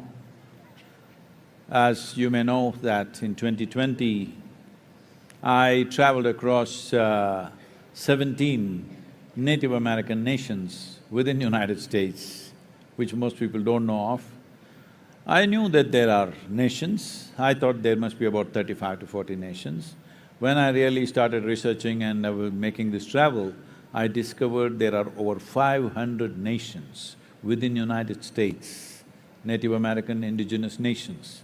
They have their own languages, they have their own religion, they have their own culture, 500 unique nations of their own. So can we really bring them back once again into existence? There are some laws which says yes, but practically can we ever do that? I don't think there is a reality like that. So, the important thing is, this is true, I don't know, I'm not conversant with the realities of Nepal, but this is true across the world. This is true even in India. Tribal lands are always being taken for something or the other, because people are piling up in cities, they want so many things, they want a home, they want to drive a car, they want their computer, they want their phone, they want their everything, all the comforts. To provide all these comforts, somewhere we have to be digging all the time. And if large tracts of land are held by anybody, whether you're indigenous or you're alien, it doesn't matter, those guys are going to dig it up, unfortunately. I'm not trying to condone that, but this is an unfortunate reality on the planet. Because as I said earlier, from 1.6 billion in the beginning of 20th century, in just 120 years, we have come to 8 billion. How do you provide things for 8 billion people? And how much we are consuming? Just look at anything, yourself. Your grandmother, how many pieces of clothing she owned? How many you own? If you look at it, probably 25 to 50 times more you own, yes or no? So, our needs and our aspirations have gone through the ceiling and we are still talking about saving this, saving that. It's very, very difficult. It is very important, either we… as I said earlier, if you are joyful by your own nature, whether you had 1 or 10 or 100, you would do it according to what is available. But right now, when your happiness depends on what you wear, what you eat, where you live and what you do and what you possess, you cannot stop human aspiration. Right now, human societies are still in this condition, they need so many things for fulfilling their happiness, their children's happiness, their well-being, because they have set a certain image what is well-being.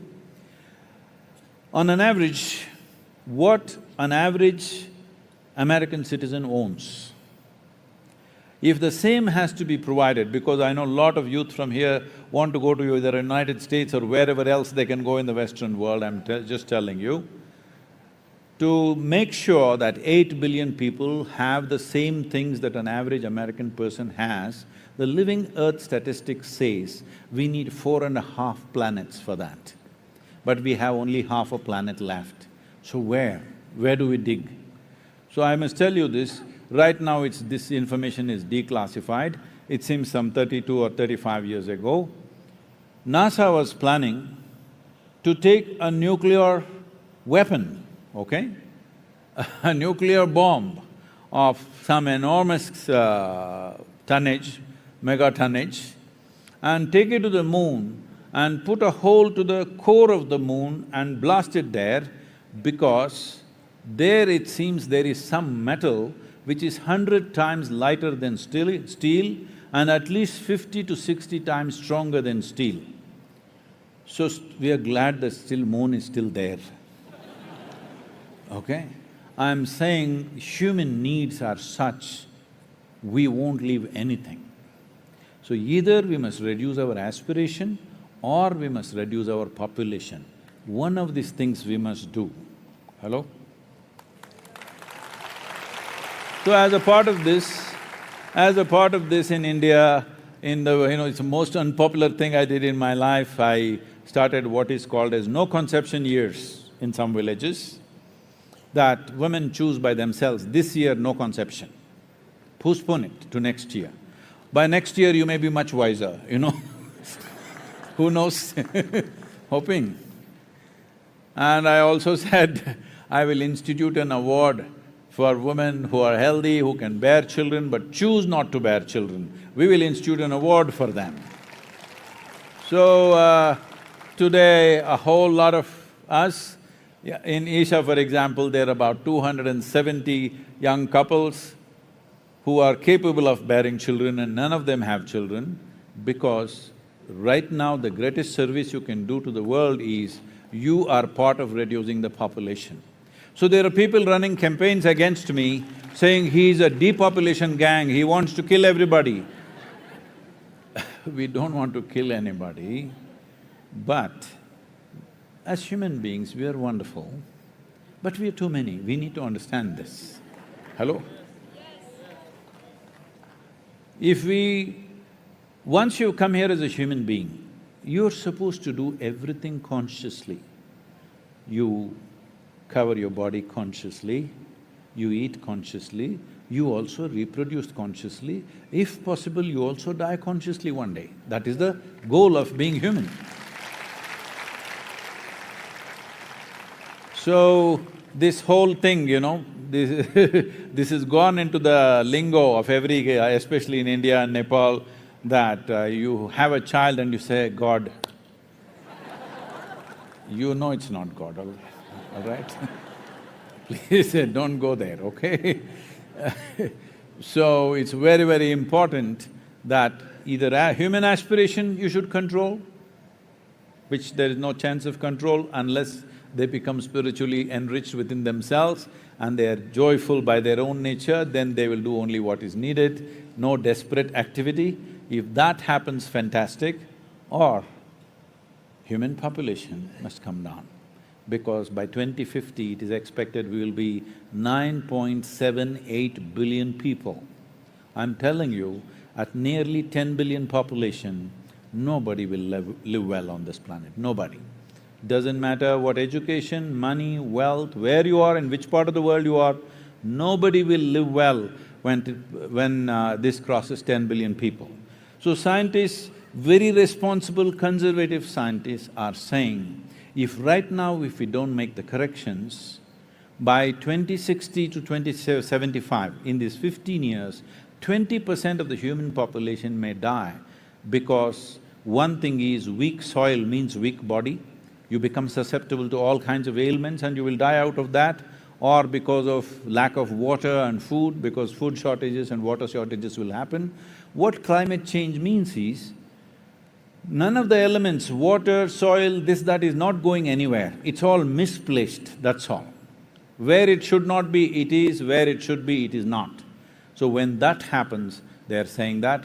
Some of the more radical people in among the scientific community are saying between 2060 to 2075, 60% of the global population could die because of disasters, because of hunger, because of water shortages and civil unrest. Once there is food shortages, there will be civil unrest which will be uncontrollable. I want, especially all the women, you must take this up because as women, this is the best time you ever had in the history of humanity. Yes or no? It's never been this good for women. But this is only possible when there is a civilized atmosphere. Once there is strife on the street, again woman goes back 10,000 years.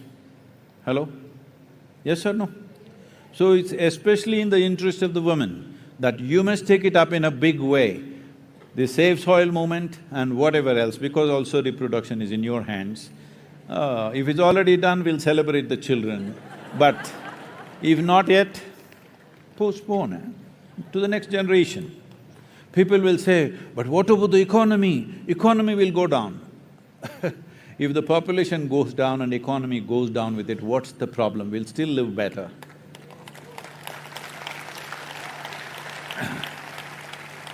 So, about the indigenous people, unfortunate reality is that because in many ways, most of them or large parts of them have also moved into cities and their aspirations and… because modern education has infiltrated everybody's mind. Modern education means it will breed endless want in your mind, you know. Once you're educated, you are always… I was in the World Economic Forum. I've been there many years, but in 2008 when I was there, a kind of a certain sense of recession was just hitting the Western world. Well, the Indians were running a campaign, India everywhere in Switzerland and all over the place, the bus hoardings, big hoardings out there, in the trains, wherever you get in India, everywhere. So Indians were upbeat because they're running a campaign, but all the Western people are little depressed because recession is happening. And these are all, about 12 to 13,000 people, every one of them is a billionaire, okay? They are all miserable because there are a few billions less and they're really miserable, what to do? And then they asked me to handle a session, recession and depression. I said, okay. I said, see, recession is bad enough, but if you want to be depressed, what can we do? But right now, we have structured the economic engine on this planet in such a way that if you fail, you will be depressed. If you succeed, we will be damned. I prefer that you're depressed. Otherwise, we will all be damned. If economy goes full steam across the world, really full steam across the world, in another 25–30 years, we will cause such damage to this planet, there'll be no way out. Recession is good, little less. All that… as long as people are eating, if they have no money to buy new clothes, I'm okay with it. They have no money to buy cars, new cars or motorcycles, I'm okay with it. They had to walk to their office instead of driving, I'm okay with it. As long as people are well-nourished, I'm okay with everything else. Because right now,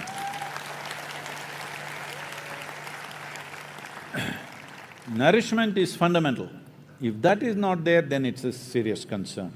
As long as that is there, that is fine. Right now when she talks about indigenous life, that's all they're talking about. We want to just live well-nourished, happy by our own means. If we are fit enough to survive, we survive. If you're not fit enough, we die. No, today they won't let you die even if you're not fit enough to live. Hello? Because that is also a big business. We can't let you die. Hello?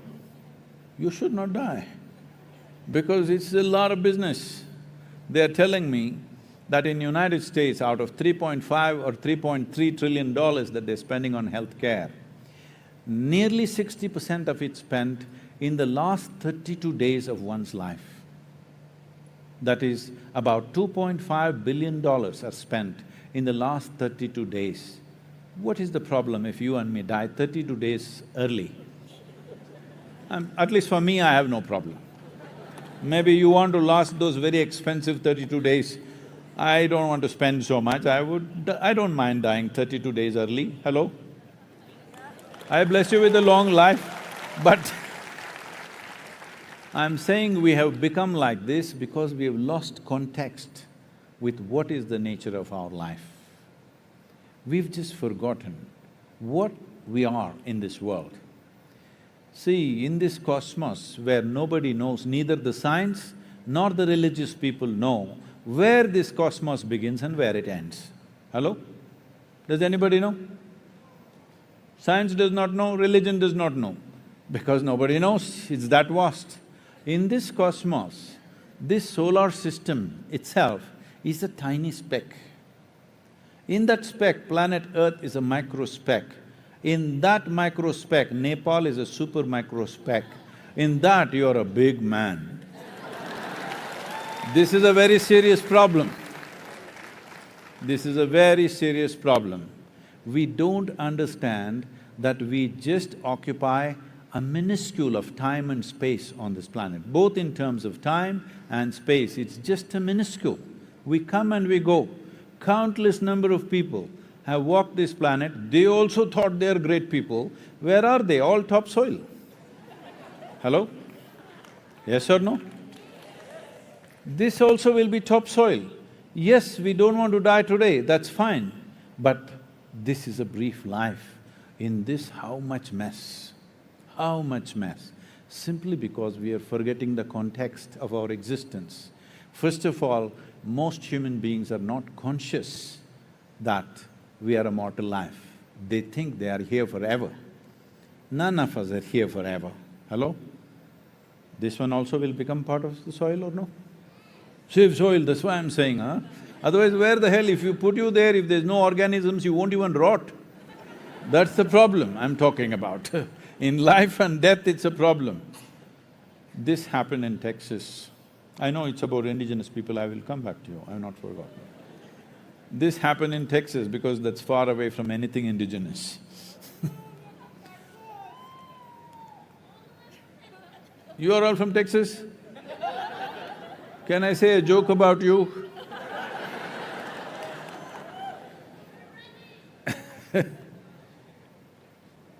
So, there was a couple in Texas, young couple, and they had a dream. They want to go to the Holy Land, to Jerusalem.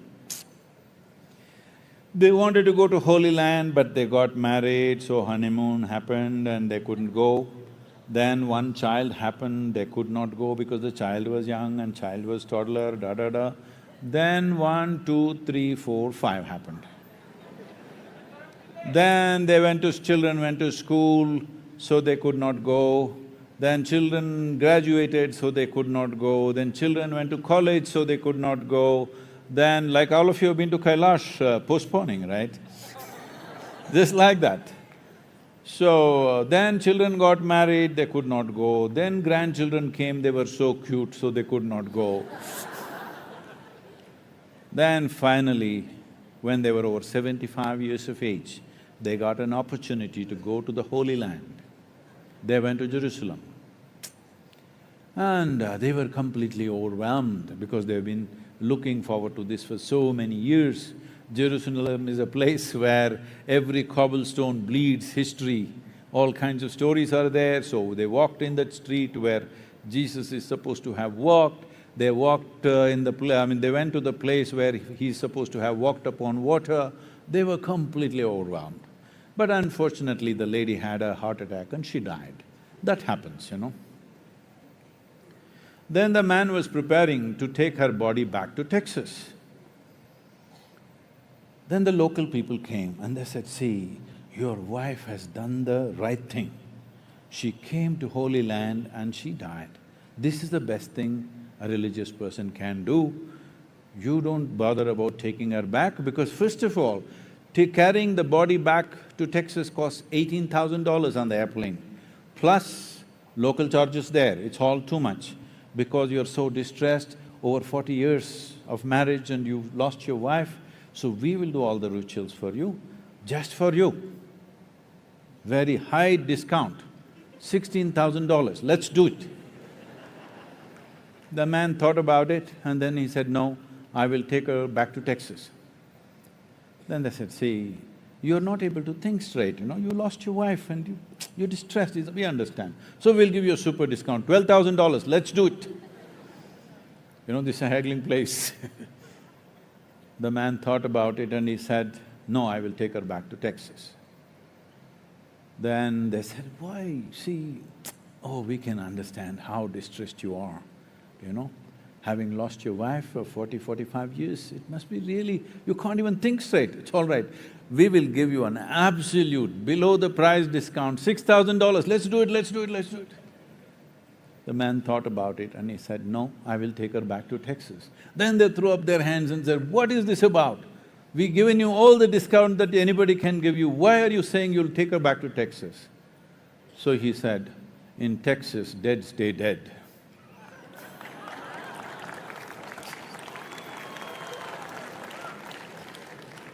So, everything goes back into soil, into the topsoil, unless your friends fear that you may raise from the dead and bury you real deep, all right?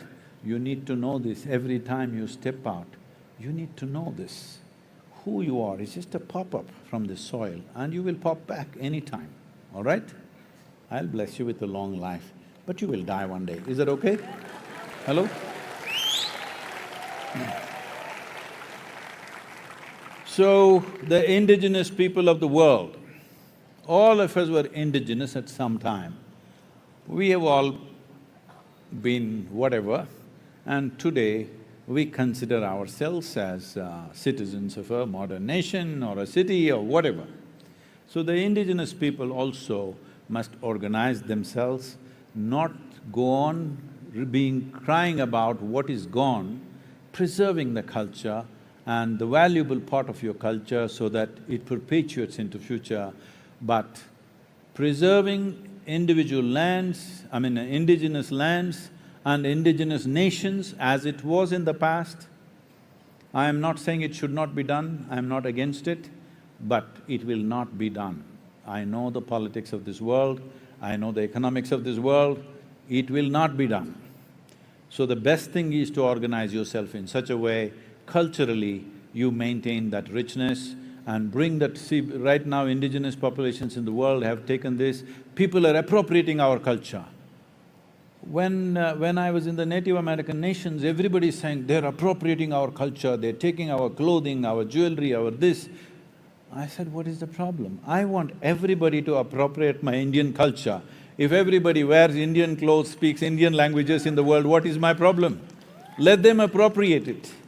I'm saying you can either call it appropriation or you can call it that you have converted them to your culture, isn't it?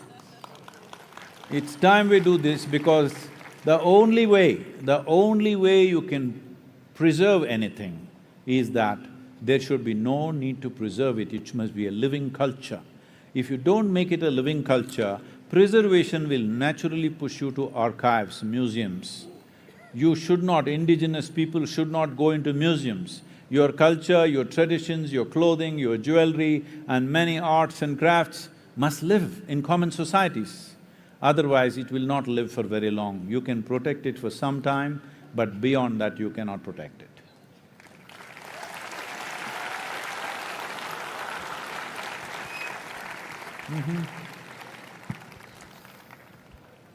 Namaskaram, Sadhguru. Namaskaram, Sadhguru. I am Srijana from Nepal. You had spoken about…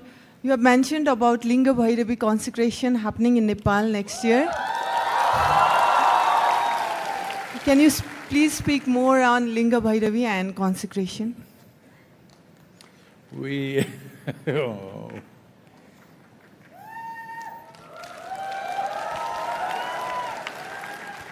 This is a vested interest question.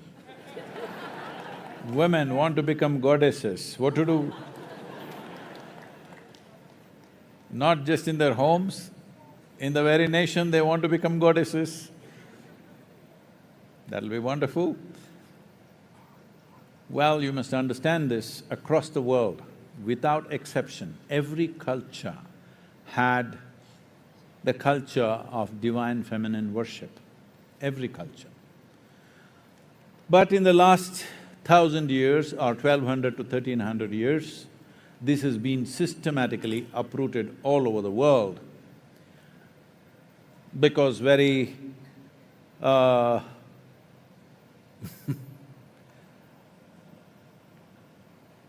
you know I'm not against the men, I'm a man, all right? So, very masculine, powerful, conquering kind of religions where divine feminine was a problem and they uprooted everything. Anywhere you go to Arabia, you go to Europe, you go to Eastern Europe, Central Asia, Africa, South America, North America, everywhere there are ancient figurines of divine feminine in their own forms. Because no sensible human being who makes an image of God in the form of a human being can completely eliminate the female. Hello? What were they born to, I don't know. But unfortunately that's happened. God means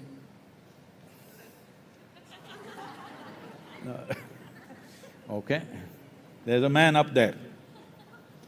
So, this is the only culture, this subcontinent is the only place where it's still in a strong living force. There is not a single village in India without a Mariamman or a Mari or a Kali or a Bhairavi or something like this. I'm sure it's the same here, Kali and other things in Nepal also, because this is very important. There are many other spiritual aspects to it, but socially it's very important that, as I said earlier, see, men and women can live together in a sensible way only when there is a stable civilization. When there is a war, when there is strife, when there is violence, women will sink because that is the nature of their biology. It'll not work for them. So, to keep societies in that condition, it was very important that even if things go out of hand, that women are left out of those things. So, divine feminine was very, very important. Devi temples always protected women and they were looked up to, and this is a culture where a living girl is being worshipped as a goddess, all right? So, there are other aspects to it, but I want you to just look at the social significance of this. Oh, is it necessary to trap that girl there and do puja to her? Well, you can change that form of how you do things, but the important thing is you're looking at a female person, maybe a child, but you're looking at her as a goddess. This is important. Socially, this is very important. Because in the recorded history, if you look back, most cultures in the world have done most terrible things to their own women. The women that you have to live with, you do terrible things to them. I don't know how you manage to live with them after that. How do you do that? So, Bhairavi is a powerful energy form, it is a feminine form.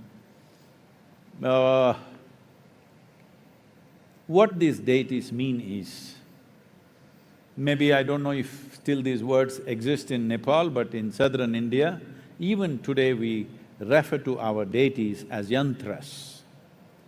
The word yantra literally means a machine or a device. So this is the only culture which is conscious that we made our gods. Everywhere else, people believe gods made them. But here we know we made our gods. We know the technology of God-making.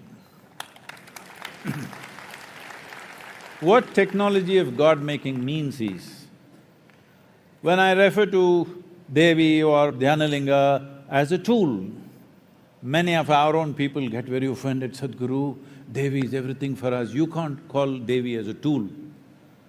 I said, we'll do one thing. You come to the yoga center, I'll give you a plumbing job, maintenance, plumbing maintenance in the yoga center. But no tools, with your hands. You do plumbing, your skin will go away in the very first day. And then you can use your teeth, they will all go. By third day, you will be in a condition, if I give you a wrench, you will. Hello? Will you or will you not? Because human life is what it is on this planet only because of our ability to use tools, isn't it? Otherwise we would be nothing. So, these are tools. As there are physical machines to enhance our activity, every machine that we have created, we have only created them to enhance the faculties that we already possess. Say, because we can walk, we came up with a bicycle to go faster. Suppose you were made like a tree, rooted to one place, would you have invented a bicycle? Because we can talk, we have a microphone, we have a telephone. If we could not speak, there was no speech in our life, would we come up with a microphone? For what? So everything that we have done in the form of technology and tools and machines is just an enhancement of the faculties that we already possess. So in the same direction, we evolved powerful tools to be able to do something that we are not able to do with our own bodies. Right now, can you run as fast as an automobile? You're here today because of your automobile. Hello? Some people are screaming, Sadhguru, we love you, love you. No, no. It's the gas and the automobile which brought you here, all right? Because without that tool, you wouldn't do most of the things that you're doing in your life. Similarly, there are other tools which are not physical in nature. We can create very complex energetic tools which generally were referred to as yantras. Yantra literally means a machine, okay? So, there are many examples. I am a living example of this, completely uneducated, just playing through my life. But everybody thinks I know everything in the universe. It's not true, I know nothing. It's just that there are tools. See, if you take binoculars and look there and say, oh, I see an elephant on the hill, and not you, I was just talking about the hill. Others see, no elephant, I can't see, but I can see an elephant. Suddenly you're better, isn't it? Simply because you can see something that others cannot see. If you can hear, smell, taste, touch, things that everybody else cannot do, suddenly it's an enhanced life. So this is what the deities are about. They are not… This is a culture, this is a godless culture, this is a very dangerous thing to tell you, but I want you to understand this is a godless culture. All the people that you worship are people who one time walked this geography. They went through trials and tribulations that all of you are going through and much more drama than you can imagine in your life. But no matter what drama happened, they remained above it. The freedom that they exhibited from all the drama that's happening around them, for that we bow down, because the only value we had in this culture is mukti or moksha, which means liberation and freedom. Freedom is the highest value. We are not planning to go to heaven. We want to become free from heaven also. Hello? That is the basis of this culture. So, Linga Bhairavi is a powerful feminine form that many who have been touched by her will vouch oh, Sadhguru is nothing, Bhairavi is everything. So, I'm glad it's like that, because if you create something which is larger than yourself, that is the best thing you can do. And because these are… see, a human being can't just fly off like this. Somebody builds an airplane, suddenly you think now to buy a ticket and go, you're not understanding the whole thing. You don't know what it takes to make an aluminum can to fly. Hello? It's just an aluminum can. But it flies and takes you from nation to nation all over the world. So that's not a small thing. Only because that device is built, suddenly such a thing is possible, isn't it? Similarly this, but there have been many examples who have touched profound layers of knowing, profound sense of knowledge, profound and incredible capabilities in their life, simply because they found an energetic tool like this. One great example that everybody knows about today is Ramanujam. You heard of Ramanujam, the mathematician? So, he comes from Tamil Nadu and just barely educated, and he became famous because he went to England. You have to get endorsement from there, otherwise they would have burnt his books probably. So he sat down and started pouring out mathematics, simply. Math started pouring out of him. Even he could not explain some of the things, but nobody could find fault with it because it was all progressing the way it should. What he created in 1910, that is a little over a century ago, the formulas that he wrote, today they are saying they are describing the structure of the black holes, they're defining the black holes. The way science progresses normally is first a concept, then a theory, then a law, then mathematics. But here in 1910 there was no concept of a black hole, but he created mathematics for a black hole. Still there is a lot, books and books of Ramanujam's mathematics that nobody has figured out what it is trying to say. When they asked him, he suffered from tuberculosis when he was in London because of the horrible treatment that he got there, and he was sitting literally on his deathbed and simply pouring out mathematics. They asked him, where does this come from? From where are you writing all this? He said, my Devi bleeds mathematics. So if you find access to certain dimensions of… I don't have to say this much, in Nepal, still it's a devout society, still strongly, but you must understand the value of this culture is not absolutism. The value of this culture is seeking. We are not ever…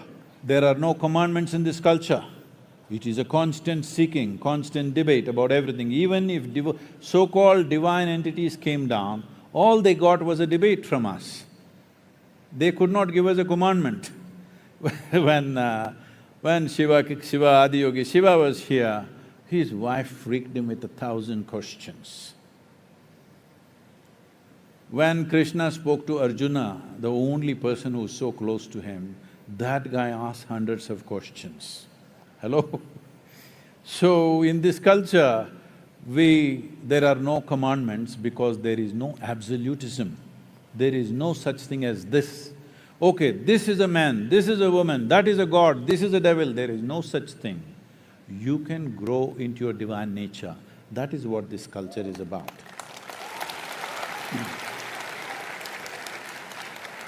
If you transcend the limitations which rule a basic human being, then people start looking at you as a divine possibility. It is very appropriate, for example, in India, certain media and people also saying Sachin Tendulkar is a cricketing god. It's right, because if somebody excels beyond what we consider as normal, we say he is divine, he is blessed. So, in this direction, Bhairavi Devi is a powerful form and a tool.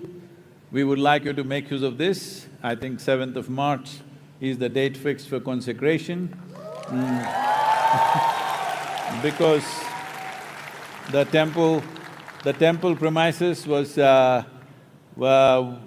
wonderful lady here. It was her home, she gave away her home for Devi, and temple is going to come there. Because the temple premises is small, we will have another Devi celebration somewhere else for a larger group of people, because too many people won't fit in there. Somewhere around the same day, maybe 7th or 8th or whatever, we'll fix the dates. So please make use of it. I want you to approach the divine as… no. I want you to approach the divine as not something that descended from heaven, but as a ladder that you can climb up to.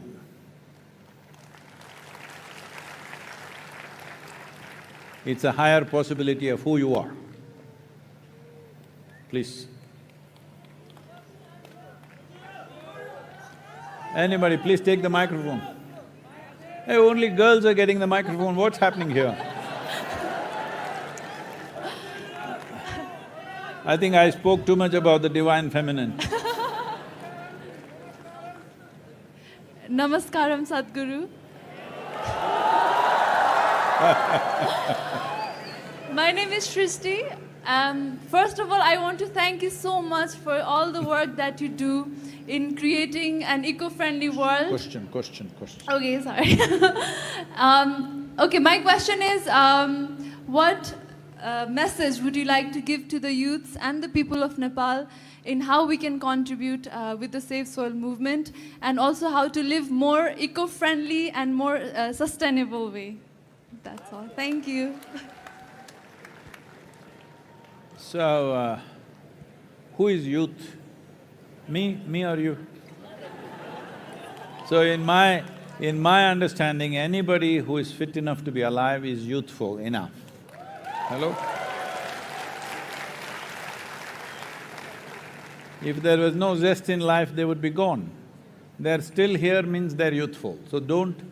we have separated human beings in so many ways. Race, religion, caste, creed, gender, this, that. Now don't use age numbers as a way of separating people. Because are you Generation Z or something? No, you're not Z. Okay, that's good. Because whenever people say Gen Z, I get scared because that sounds like the last generation on the planet. Don't be Gen Z, let's start AB something, huh? Or let's start a number is limitless. Gen Z is not a good name to take on. So what can we do? See, everybody would like to do some token thing. You would like to go and fix your kitchen garden. Very cute, but it's not a solution. You would like to compost your vegetable waste. How much vegetable waste? 500 grams per day. Very cute, but not a solution. So like this, many small things we can do. You please do those small things, I won't talk about it. But that's not a solution. Right now, the solution that we want as quickly as possible is, we want this enshrined in the policies of the government. Why it should happen is, see right now, if you go to the old part, I won't say, in any city, if you go to the old part of a city, homes will be built in such a way, there is no concept of a window, wall to wall, they've built homes. Why did such a thing happen? Because there were no laws as to how to build a home. Whichever way they could, every piece of land that they had, they built it up. Today, if you want to build a home, there are some laws. If you have 10,000 square feet of land, you can't build 10,000 square feet.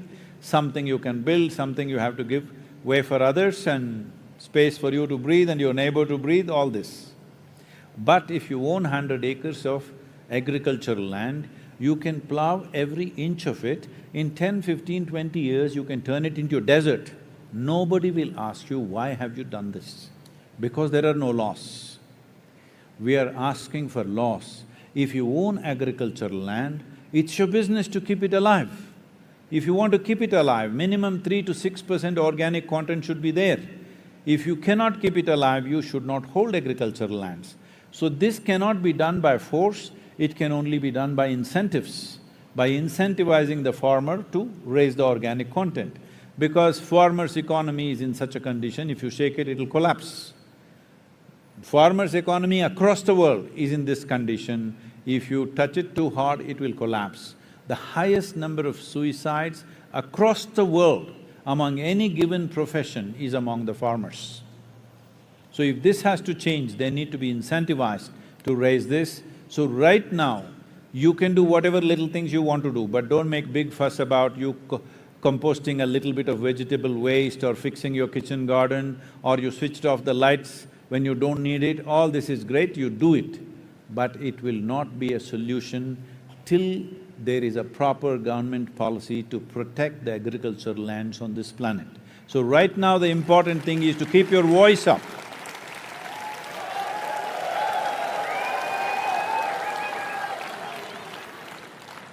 I think we should close. I see all of you getting sleepy. Just one more question, we'll stop, okay? I get the boys to ask a question on gender parity. Namaskaram. Namaskaram, Sadhguru. Who is that? Namaskaram. It's me here. Yeah, please. First of all, it's my pleasure to be here. I'm very happy. My question is, sort of nervously a bit, sorry about that. So, girls, take the microphone. No. My question is, I mean, I'm a happy man in my life. I'm doing fine. But I want to know what it feels like being you, because you're an enlightened master. And what's the way for us to get there? What's the way for us to get there? Is there any prescription that you could give us and we could try to,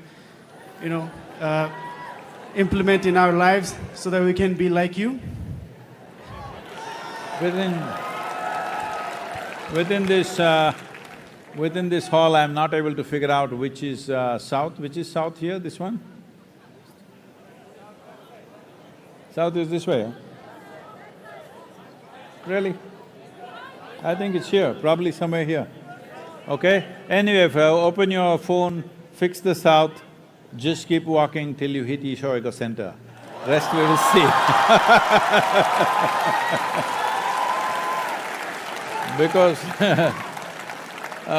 Because these are big things you're saying, you want to be enlightened, then we want to see how committed you are, first of all. Because you must understand this, nothing worthwhile in your life will ever come to you unless you have some relentless commitment towards it. Whether it is education, business, politics, spirituality, whatever, if you don't have a relentless sense of commitment to it, it's not going to happen. If you're thinking, I will do what is comfortable, you will be comfortable, but nothing significant will happen. If anything significant has to happen to your life, you must choose which way. Right now, because you said what you said, I'm saying south is the way for you that you must show that commitment, otherwise nothing will yield. When you show that commitment, this is not big problem. As I told you, the whole process is about human evolution. Will we allow it to nature's device to do it slowly, or will we take it into our hands and do it upon ourselves that will evolve quickly in this life? This is a choice that you have. You must exercise this choice, because once you're human, it's your privilege to do everything with yourself consciously. This is why Save Soil is also under the banner of Conscious Planet, because without conscious human beings, our very intelligence and capabilities have become a serious problem to the world.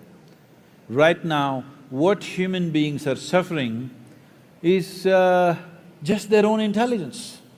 If you take away half their brain, everybody will sit peacefully. Yes, what are they suffering? They call it stress, anxiety, this one, that one. It seems there are 72 different varieties of psychological ailments. I was talking to some top psychiatrists from United Kingdom, and they said there are 72 varieties. I said, really? 72 ways of going mad? How's this?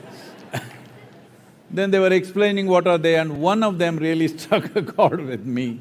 It seems one of the psychiatric problems is compulsive nose picking. I don't think Nepalis can do very good job with nose picking. You know, Indians have a little bigger thing to poke till a point where it's bleeding, they keep on picking, they can't stop it. So I'm saying, you can make anything into your problem into your life, or you can make everything a solution in your life. This is a choice that we have. So, whatever kind of suffering you're having, I want you to understand the basis of your suffering is you do not know how to hold your own intelligence. You're poking yourself all the time. If you had half the brain, if you had the brain of an earthworm, at least you would be eco-friendly. Now this big brain, we should be a solution for every life, but unfortunately we become a problem for every life, including our own. This is because your education systems are always talking about how to conquer the world. How to take charge of this one? There is nothing about it. There's simply nothing about it. If you don't take charge of your own faculties, if your own faculties start working against you, can you ever be well, I'm asking you? If your thought, your emotion… Let's look at it this way. Let's say suddenly these two fingers start poking your eyeballs. What to do? If you have a friend beside you, if you have somebody who cares for you, they will hold your hand and say, don't poke your eyeballs. But if it becomes uncontrollable, they will tie it with a rope to the chair in which you're sitting. If it still doesn't work, they'll take you to your doctor and do something else. Still doesn't work, they may have your hand amputated just to save you. Hello? But this is exactly what you're doing right now. The sharpness of your intelligence is what is poking you all the time. So, I'll ask you a simple question, do you want your intelligence to be sharp or dull? See, if you have a sharp knife in your hand, you must know how to hold it. If you are like this, intestines will come out, hello? If you hold something very sharp in your hand, you must know how to hold it, isn't it? If you're not conscious, this knife becomes very dangerous. That's all that's happened to human beings. Your own intelligence has become a curse. Intelligence, is it a problem or is it the only solution we have? It is the only solution we have, but we turn the only solution into a problem because we are not conscious. Without creating a conscious human being, there is no conscious planet. Without creating a conscious planet, there is no solution for anything because we are capable of making everything into a problem. So let's create a conscious planet, let's make it happen. Thank you very much. There is a Save Soil anthem. Where is the anthem? Le le le le le le le. Le le le le le le le le. La la le le le le le. La la le le le le le le. La la le le le le le. La le le le le le. La la le le le le le. La la le le le le le. La la le le le le le. La le le le le le. Save soil. La la le le le le le. La la le le le le le.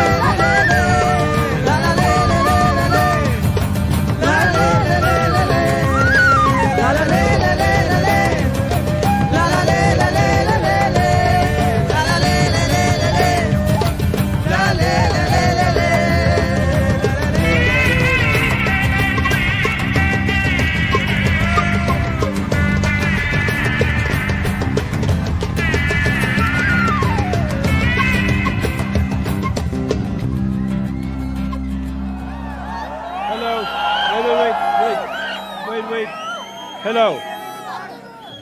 Can you hear me? Hello? Yeah. Looking at… Wait. Looking at… Just 1 second, please. Just 1 second. Hello. Shh. 1 second, man. Hello. Shh.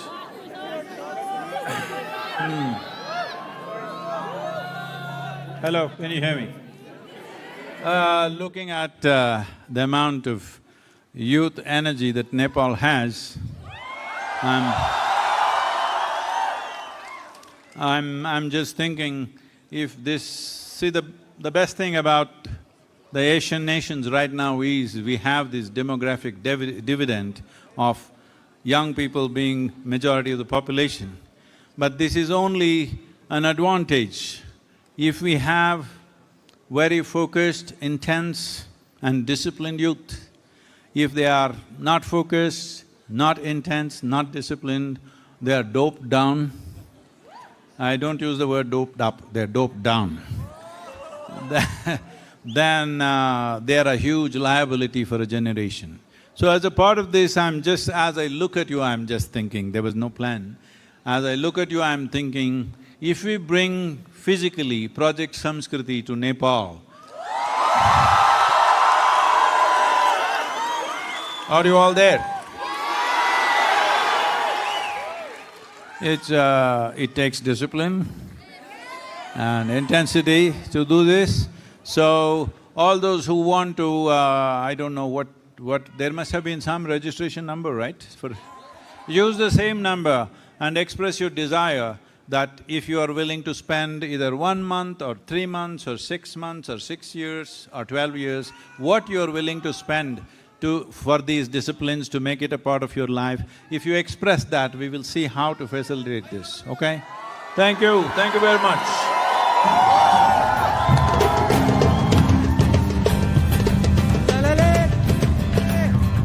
La la la.